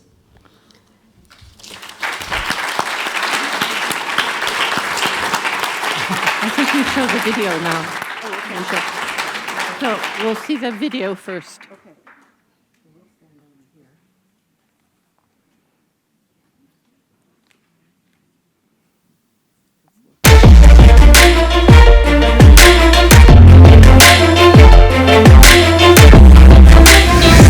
Greta Thunberg is a teenage climate activist from Sweden. She is the powerful voice of a young generation speaking up on the climate crisis and personifies the notion that everyone has the power to create change. What started as a one-person school strike for climate outside the Swedish parliament soon developed into a movement which has taken the world by storm.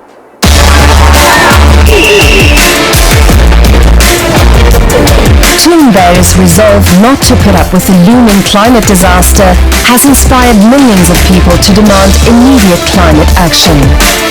With her outstanding moral clarity, personal integrity and scientific understanding, Greta Thunberg has reconnected the political debate about climate change with relevant facts and priorities. Many people before her have tried to convey the urgency of immediate climate action. No one has been more successful. She has managed to get the climate crisis not only on the cover page of newspapers, but also on top of people's minds. Greta Thunberg, Sweden.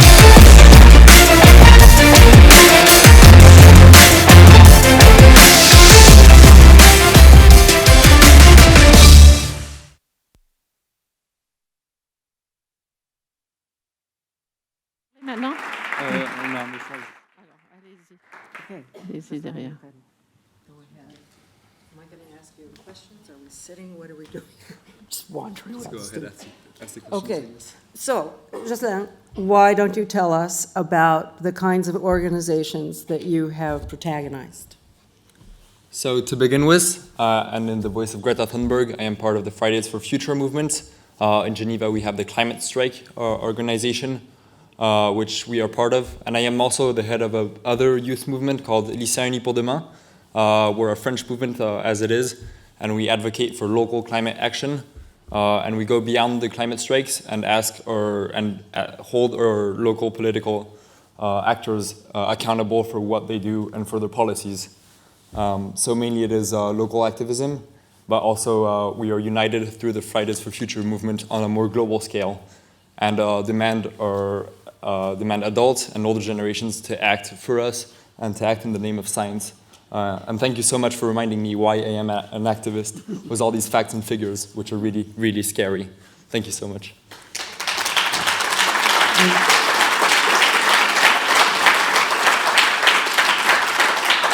I'm going to ask another question, which is if you were going to think about what, at different levels, what people could do, what would be your answer from the household to the neighborhood to the city to the canton and on up? So let's begin with what you guys can do. First of all, vote. It's so important that you vote. We can't vote. I can't vote. I'm 17 years old. But my future is at stake, and the future of your children is at stake. So please vote, and vote green. Vote for people that are going to make a change and make this change happen now, because this is when we need it. Moreover, you have to be coherent with your idea and with the science. You have to bring change really starts at home, so you have to start eating locally, reducing what you buy. For example, tomorrow is going to be Black Friday. Please don't participate in this mass consumption movements.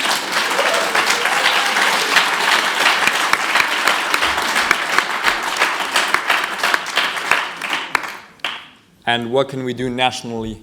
We need to hold our policymakers accountable. Call your mayor, call your député, call whoever's in charge, and ask them why they're doing this and just let them know that if what they're doing is wrong, you're not okay with it, and you want this to change. Change actually can happen. We were lobbying recently against a multi-million project in Divonne-les-Bains for a water bottling plant. We lobbied with success. We're only 17-year-olds or younger, and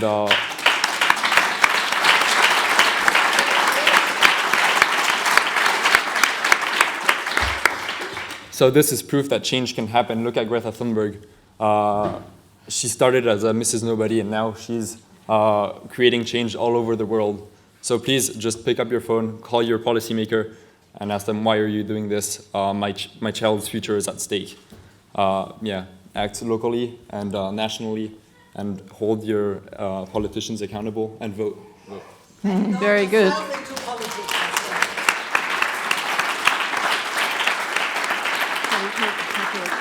So, is there a few questions from the floor to Jocelyn or Susanna to complement what they've said? Yes, if you could bring the microphone down, thanks.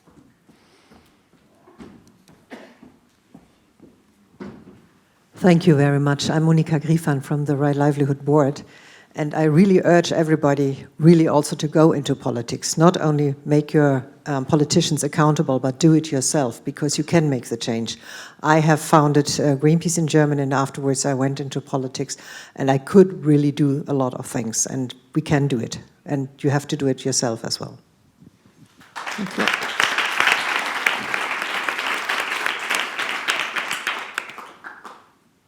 Well, thank you so much. I am actually going into politics, and actually, I believe politics don't only stop in politics. We're all politicians. We live in a democracy, and democracy needs Democrats. Politics goes beyond just having politicians that make decisions for you, but you also have to engage in your politics. For example, we have citizen lobbying, which is being forgotten. On one side, we have corporate lobbying, which is stronger than ever.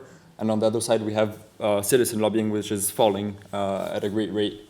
And we need everyone to just take action, and to really, politics goes beyond just being a politician. Even if you're not, if you're a scientist, you can be a politician. You can speak for science, speak up, and make your voice heard in any way.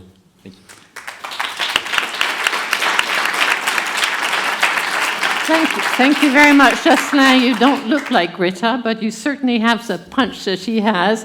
So I wish you all the best of luck in your future.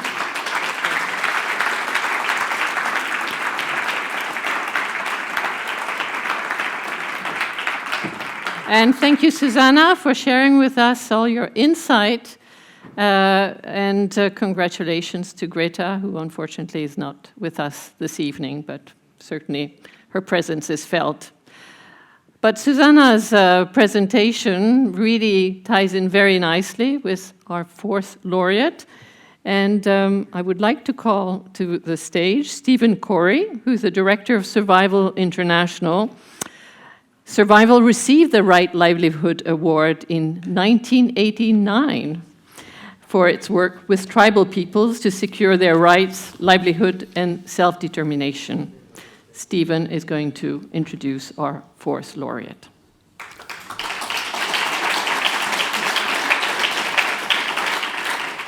Thank you. Life is a work to achieve balance.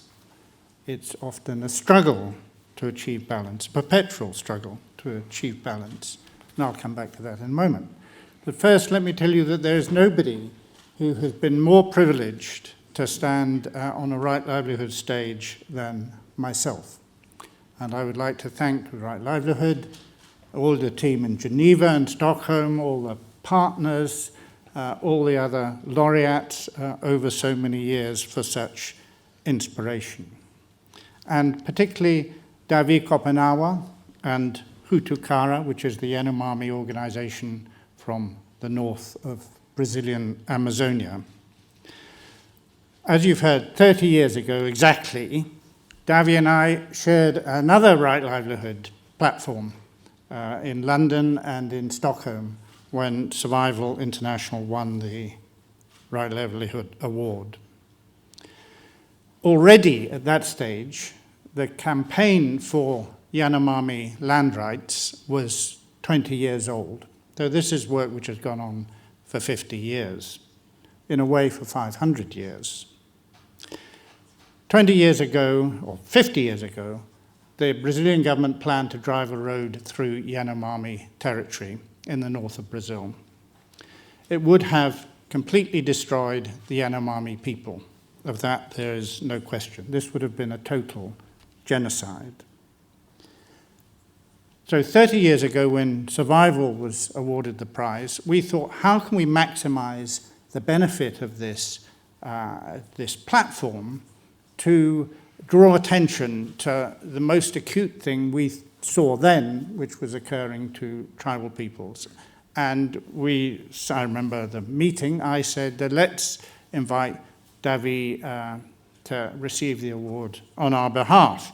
Davi had never traveled outside Brazil before. And I think we were as surprised as probably he was to accept this invitation and to come first to London and then to Stockholm.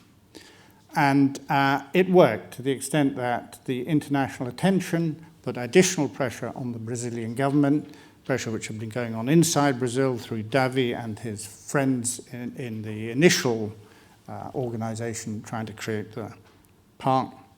And 3 years after the award, the Yanomami Park was created by the Brazilian government. It remains the largest area under the largest rainforest, tropical rainforest area under indigenous control anywhere in the world.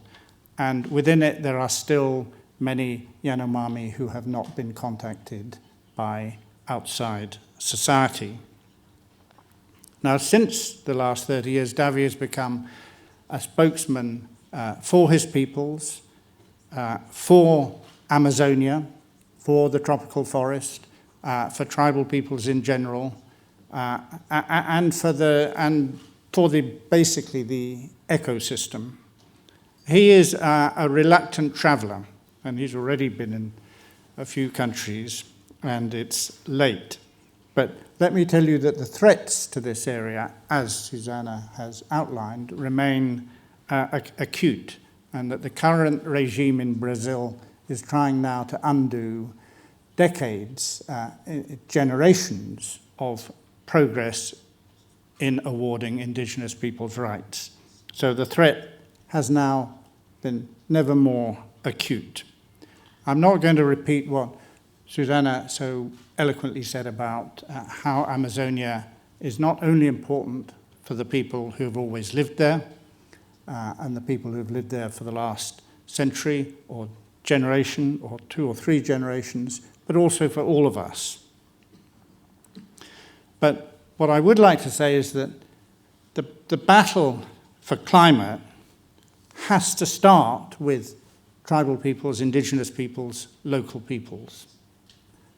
And although now there are a lot of institutions of one kind or another which say that, let me assure you that very few of them actually believe it.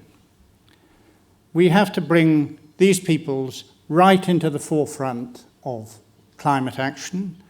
We have to invert the power balance, so we have to start actually listening to them. They are not an afterthought. They are not incidental. They are not marginal.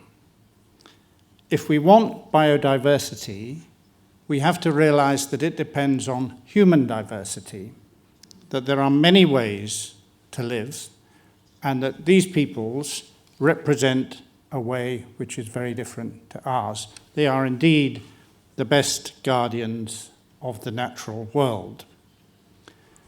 Now, Davi, as well as being a spokesman, is also a shaman. And a shaman's job is to struggle for balance. Balance between the humans around him or her, balance between the animals, balance between the trees, even the rocks, balance between the natural world and the human world, and the integration of all that. It's a constant struggle. So when a shaman does what a shaman does, he's not actually doing it just for his own community, his own people or her own people. It's a struggle for all of humanity. And surely, if anything is the epitome of right livelihood, it is that idea. And it's an idea, I put it to you, that has never been more needed than it is now. So, I would like to end by thank you for coming. Thank Davi and Hutukara for all their decades of work. And we have a short film by Hutukara, and then I will introduce Davi for the award.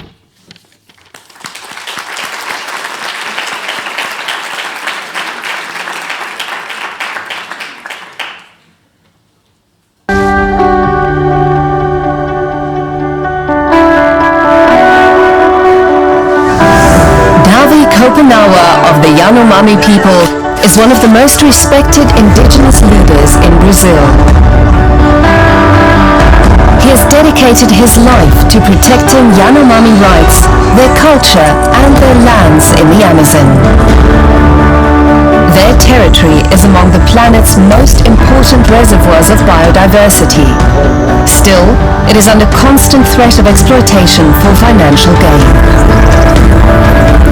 Kopenawa was instrumental in uniting indigenous communities in the Amazon.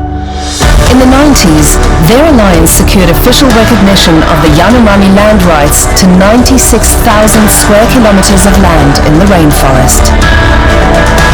Together with 11 leaders from Yanomami communities, Kopenawa co-founded the Hutukara Yanomami Association in 2004. Under his leadership, the organization has advanced indigenous rights. Hutukara is actively sharing Yanomami knowledge on how to inhabit their lands sustainably, preserving the rainforest for the benefit of the whole planet and its people. Davi Kopenawa and the Hutukara Yanomami Association, Brazil.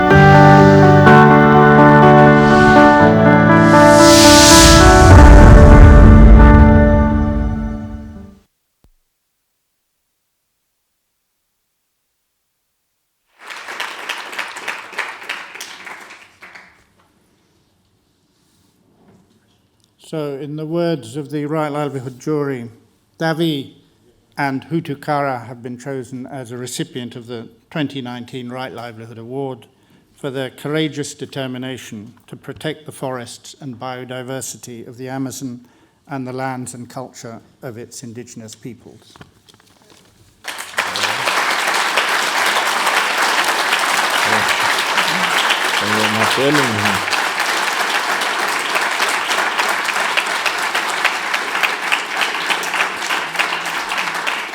Vamos tentar.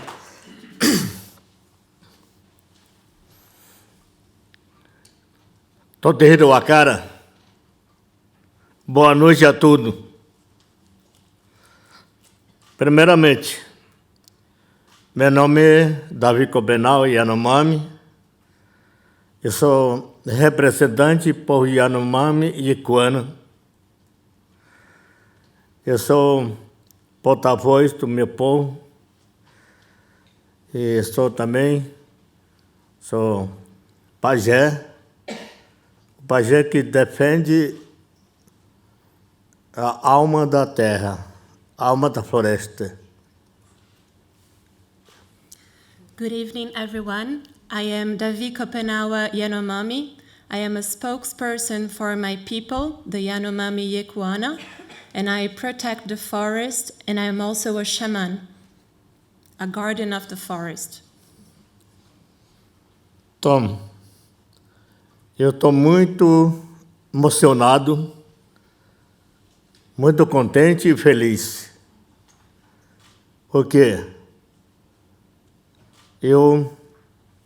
o prêmio veio a fazer reconhecimento para nós, povo da terra. I am very touched. I am deeply touched and very happy because this award brings recognition to our fight, the people of the earth. Vou tentar esse aqui. Eu vou tentar ler a sua língua. I am now going to try and read in your language. In Portuguese, he means. Agradecimento, Fundação Livre. I would like to start by thanking the Foundation Right Livelihood.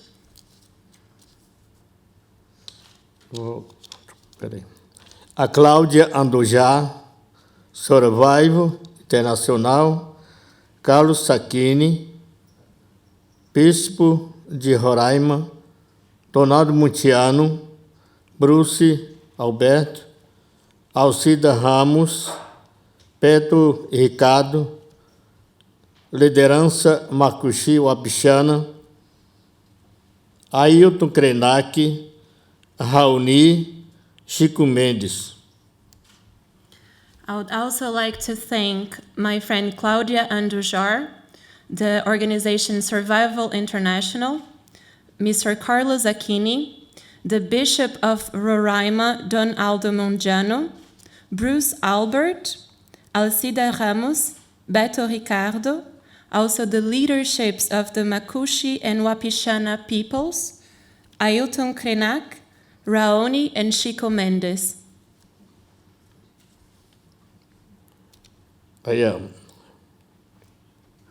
Almito, Aidar, Cole, Jame, Greta Thunberg. Essa aqui eu estou agradecendo, que esses são os guerreiros. São os guerreiros que construiu o caminho para a defesa para nós todos. I would also like to congratulate the 3 other laureates of this night, because they are true warriors. They are warriors who paved the way, who created a way to defend our world.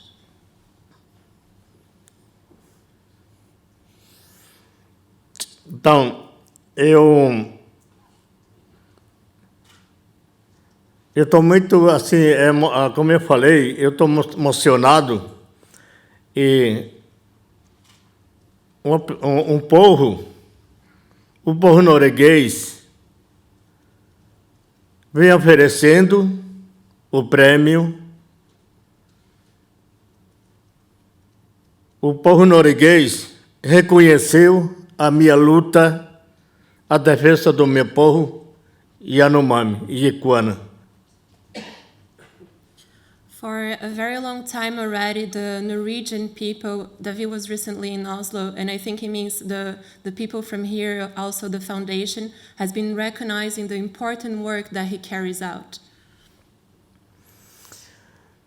Então, ninguém lá nascendo sabendo.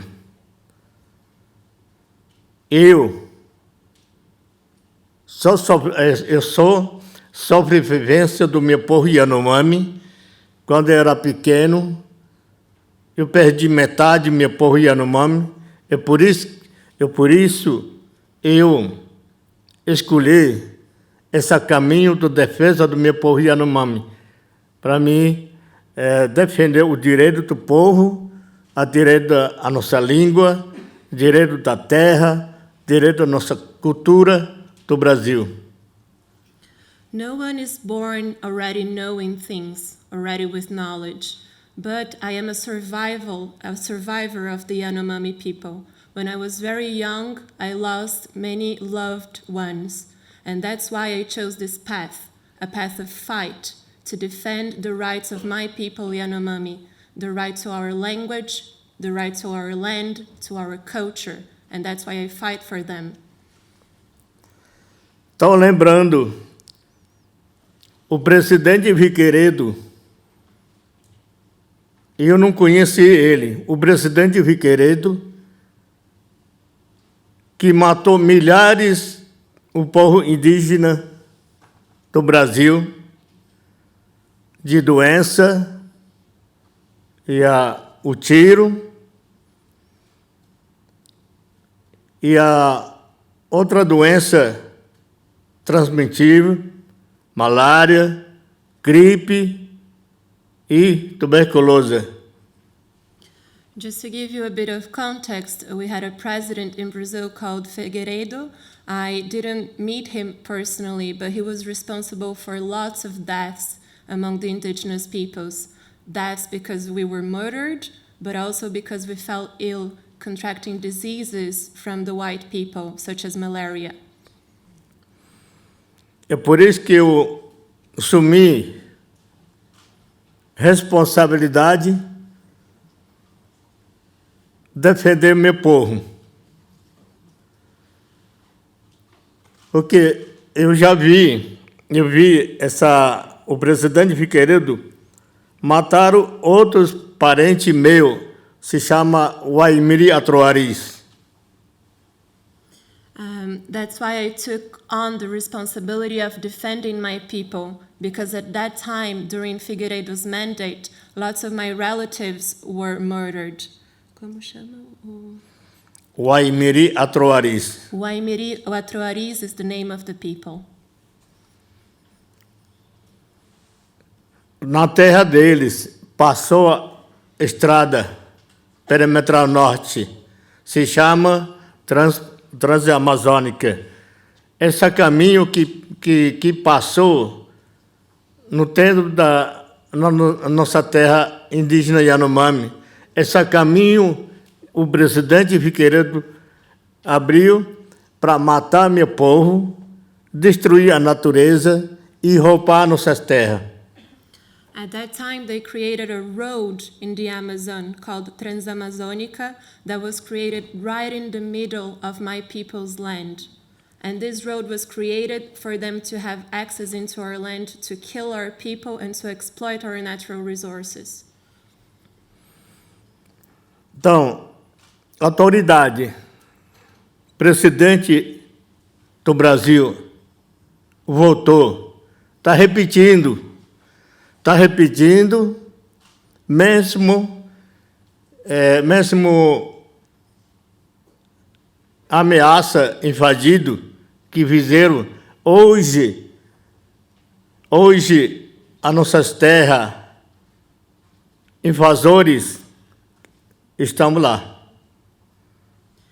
And now once again we have a president who's choosing the same direction, the direction of threatening our people's rights. Bem, o meu grupo, o meu filho está aqui, o parente, outro parente se chama Iguana. Nós estamos juntos, nós estamos um grupo. Aprendemos a lutar, aprendemos a falar português, aprendemos a usar a internet, computador, para nos defender. Hoje nós estamos preparando para defender a nosso direito, para defender a nossa floresta, para defender nossos animais, água, montanha, todo o universo, nós estamos aqui. I am here, part of the group. I have my son here with me. We have another member of our family from the Iguana community people, and we're all together in it. We are preparing ourselves to fight for our rights, to defend our forests, to defend our rivers, our mountains, our plants, our animals. We are learning how to fight. Eu sou Bagé. O pajé,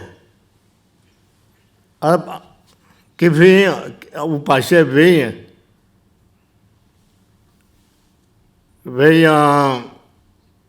costuma próprio. O homem que surgiu junto com a terra, nós chama Omam. Omam que deu essa chabire para defender a nossa universo, para segurar a onda Terra-planeta. Tavi also mentioned that they learned in their preparation to fight to talk in Portuguese, which is not their language, and to use computers, to use the internet.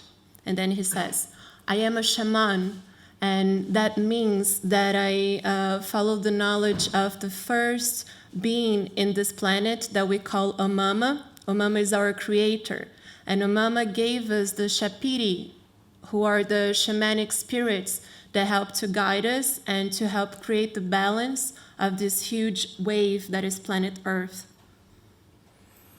Então, Omama é pessoal honesto, pensamento bom, pensar bem, para viver bem, comer bem, beber água limpo e respirar o ar limpo. Então, esse é que nós continuamos trabalhando com os pajés. Nós usamos uma árvore de sabedoria para andar nesse caminho da vida. Omama has only good thoughts, and for you to have good thoughts, you have to breathe clean air, you need to eat clean food, you need to drink clean water, and we follow this shamanic path. Então, eu vou falar a organização que nós construímos, se chama Hutucara Associação Yanomami. Hutucara Associação Yanomami é a ferramenta que nós temos para nos defender nossas terras, nossa comunidade, nosso costume, nossas línguas. Então, essa associação da Hutucara é um papel muito importante que nós construímos pensamento do povo Yanomami e Equana. Let me tell you a little bit about our association that is called Utukara. Utukara is a Yanomami Yekwana People's Association, and it is a tool for us, a very important tool for us to defend ourselves. And it plays a major role in defending our rights to our land, our culture, and our language. Então, eu vou explicar melhor para você o que é Hutucara. Hutucara é mundo. Hutucara é universo, a Terra, planeta, junto com a Lua, junto com o Sol, a estrela, a chuva, e nós estamos dentro do universo. Nós, povo Yanomami, aprendemos para defender, para não deixar fundar a nossa terra, para não deixar cair o céu acima da gente. So let me explain to you a little bit better the meaning of the term Utukara. Utukara is the world. Utukara is the universe. It is everything, the moon, the sun, the stars, the rains. And we find ourselves within this universe. And the Yanomami people is now learning to defend ourselves, to defend Utukara, so our planet won't sink, so that the sky will not fall. Então nós temos a organização própria que nós construímos, se chama Airca, Coricama, Comirayoma, Hutucara, Sidume e outro Texori, Fenama. São 8 organizações que nós criamos para defender a nossa terra-mãe. Utukara is part of a total of 8 organizations also.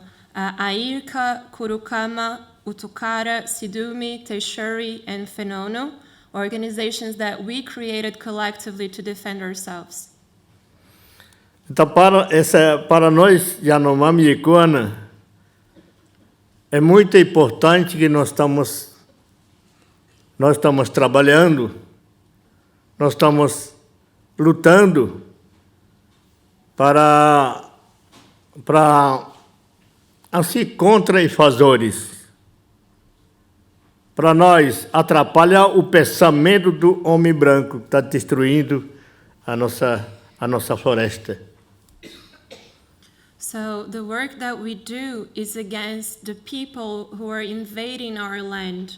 To us, the thoughts of the white men are really hindering our philosophy of life and the way that we live. Então, tudo isso, eu continuo lutando,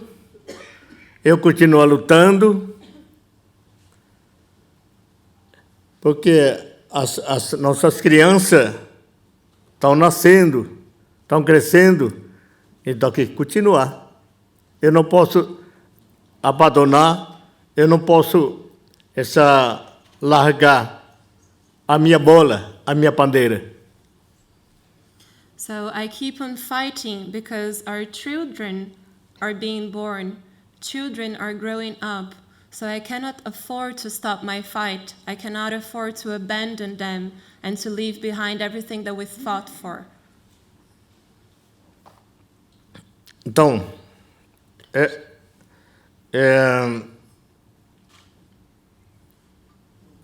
vocês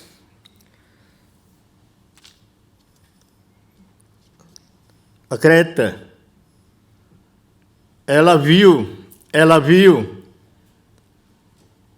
o erro do pai dele, o erro do governo dele, está destruída, as montanhas derrubadas, muito lixo, a floresta queimada.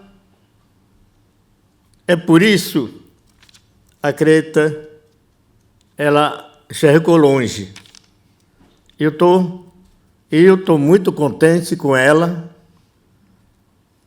Espero que ela vai juntar muitas juventudes para fazer um grupo grande, para fazer uma barreira com essa autoridade, pensar e parar, destruir.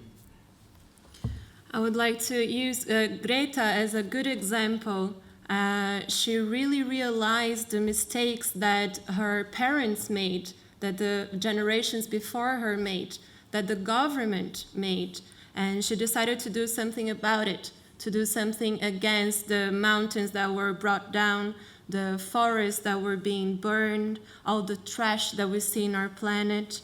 So she really was able to see the future, to see far away, and I'm really happy about her.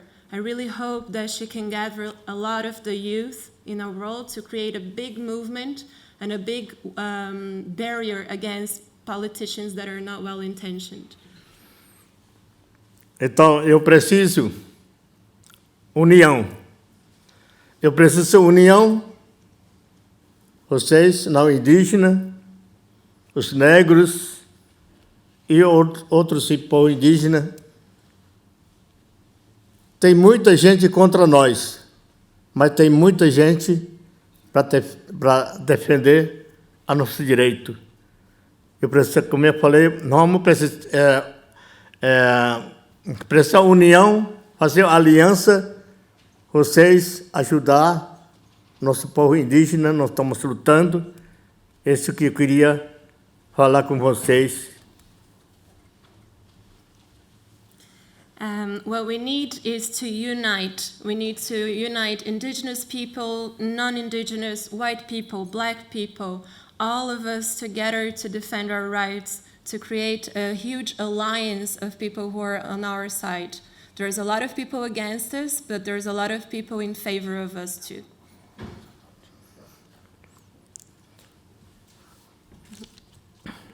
Aí tá. Eu vou finalizando. Todos juntos vamos defender a nossa terra-mãe. Para tentar salvar o pulmão da floresta e a alma da terra, vocês, não indígenas, ficam falando Amazônia. Muita gente está querendo meter mão da nossa riqueza. A terra é tudo rico, não é só terra do índio. Todos a terra, planeta, são ricos. Eu queria falar isso.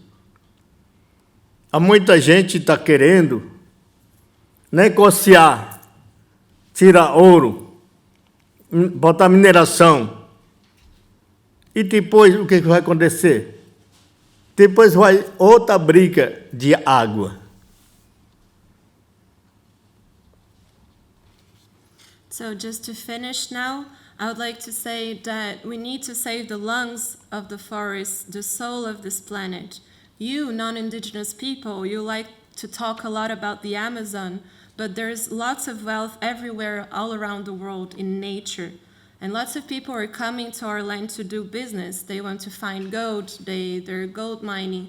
But then what's going to happen afterwards? We're going to have war because of water very soon. Então, vou finalizar.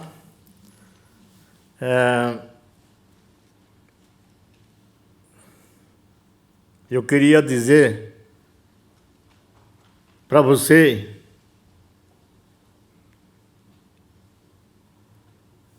vocês, europeus, vocês estão longe, mas vocês estão ajudando a proteger, defender de nós. Eu agradeço as suas lutas, os seus trabalhos.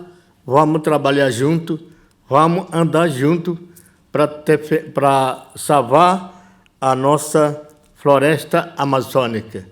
Muito obrigado.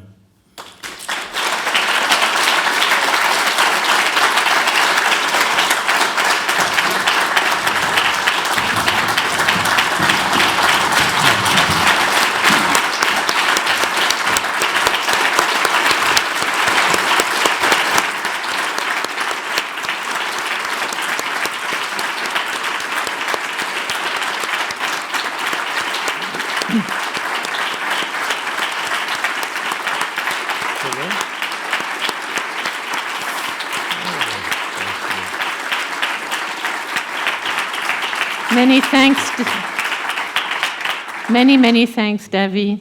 Many thanks and congratulations for this courageous work. Muito obrigada e parabéns pelo seu trabalho corajoso. Thank you very much. Thank you. I'll take the freedom to translate just the last bit so you're not left without understanding. He says, you Europeans, even though you're very far away from us, you help us enormously. So I would like to thank you for your fight. Thank you for your work. And we need to walk together in this to defend our forests, to defend the Amazon. Thank you.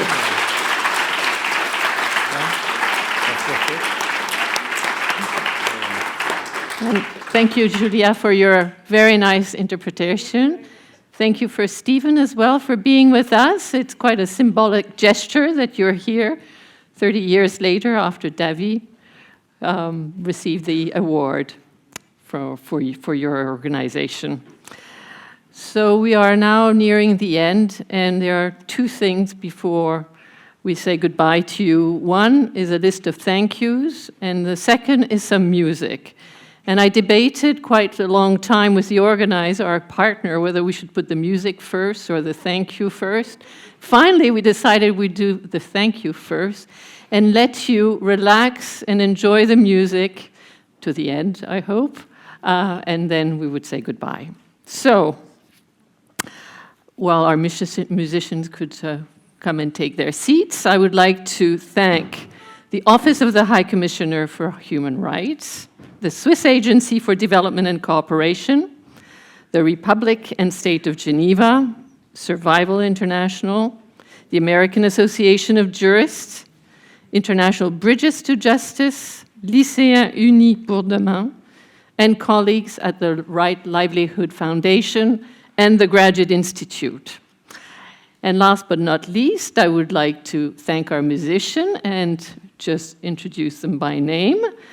Alexandra Moreau, oboe, just Shio Iwamasa, clarinet. Louis Torgnon, French horn. Marco Alejandro Medina Andrade, bassoon. Marion Rougon-Bétis, flûte. And their professor, Antoine Marguier, I am not sure he's here tonight. Thank you very much for your piece. Have I been told what you were going to play? Very nice, thank you.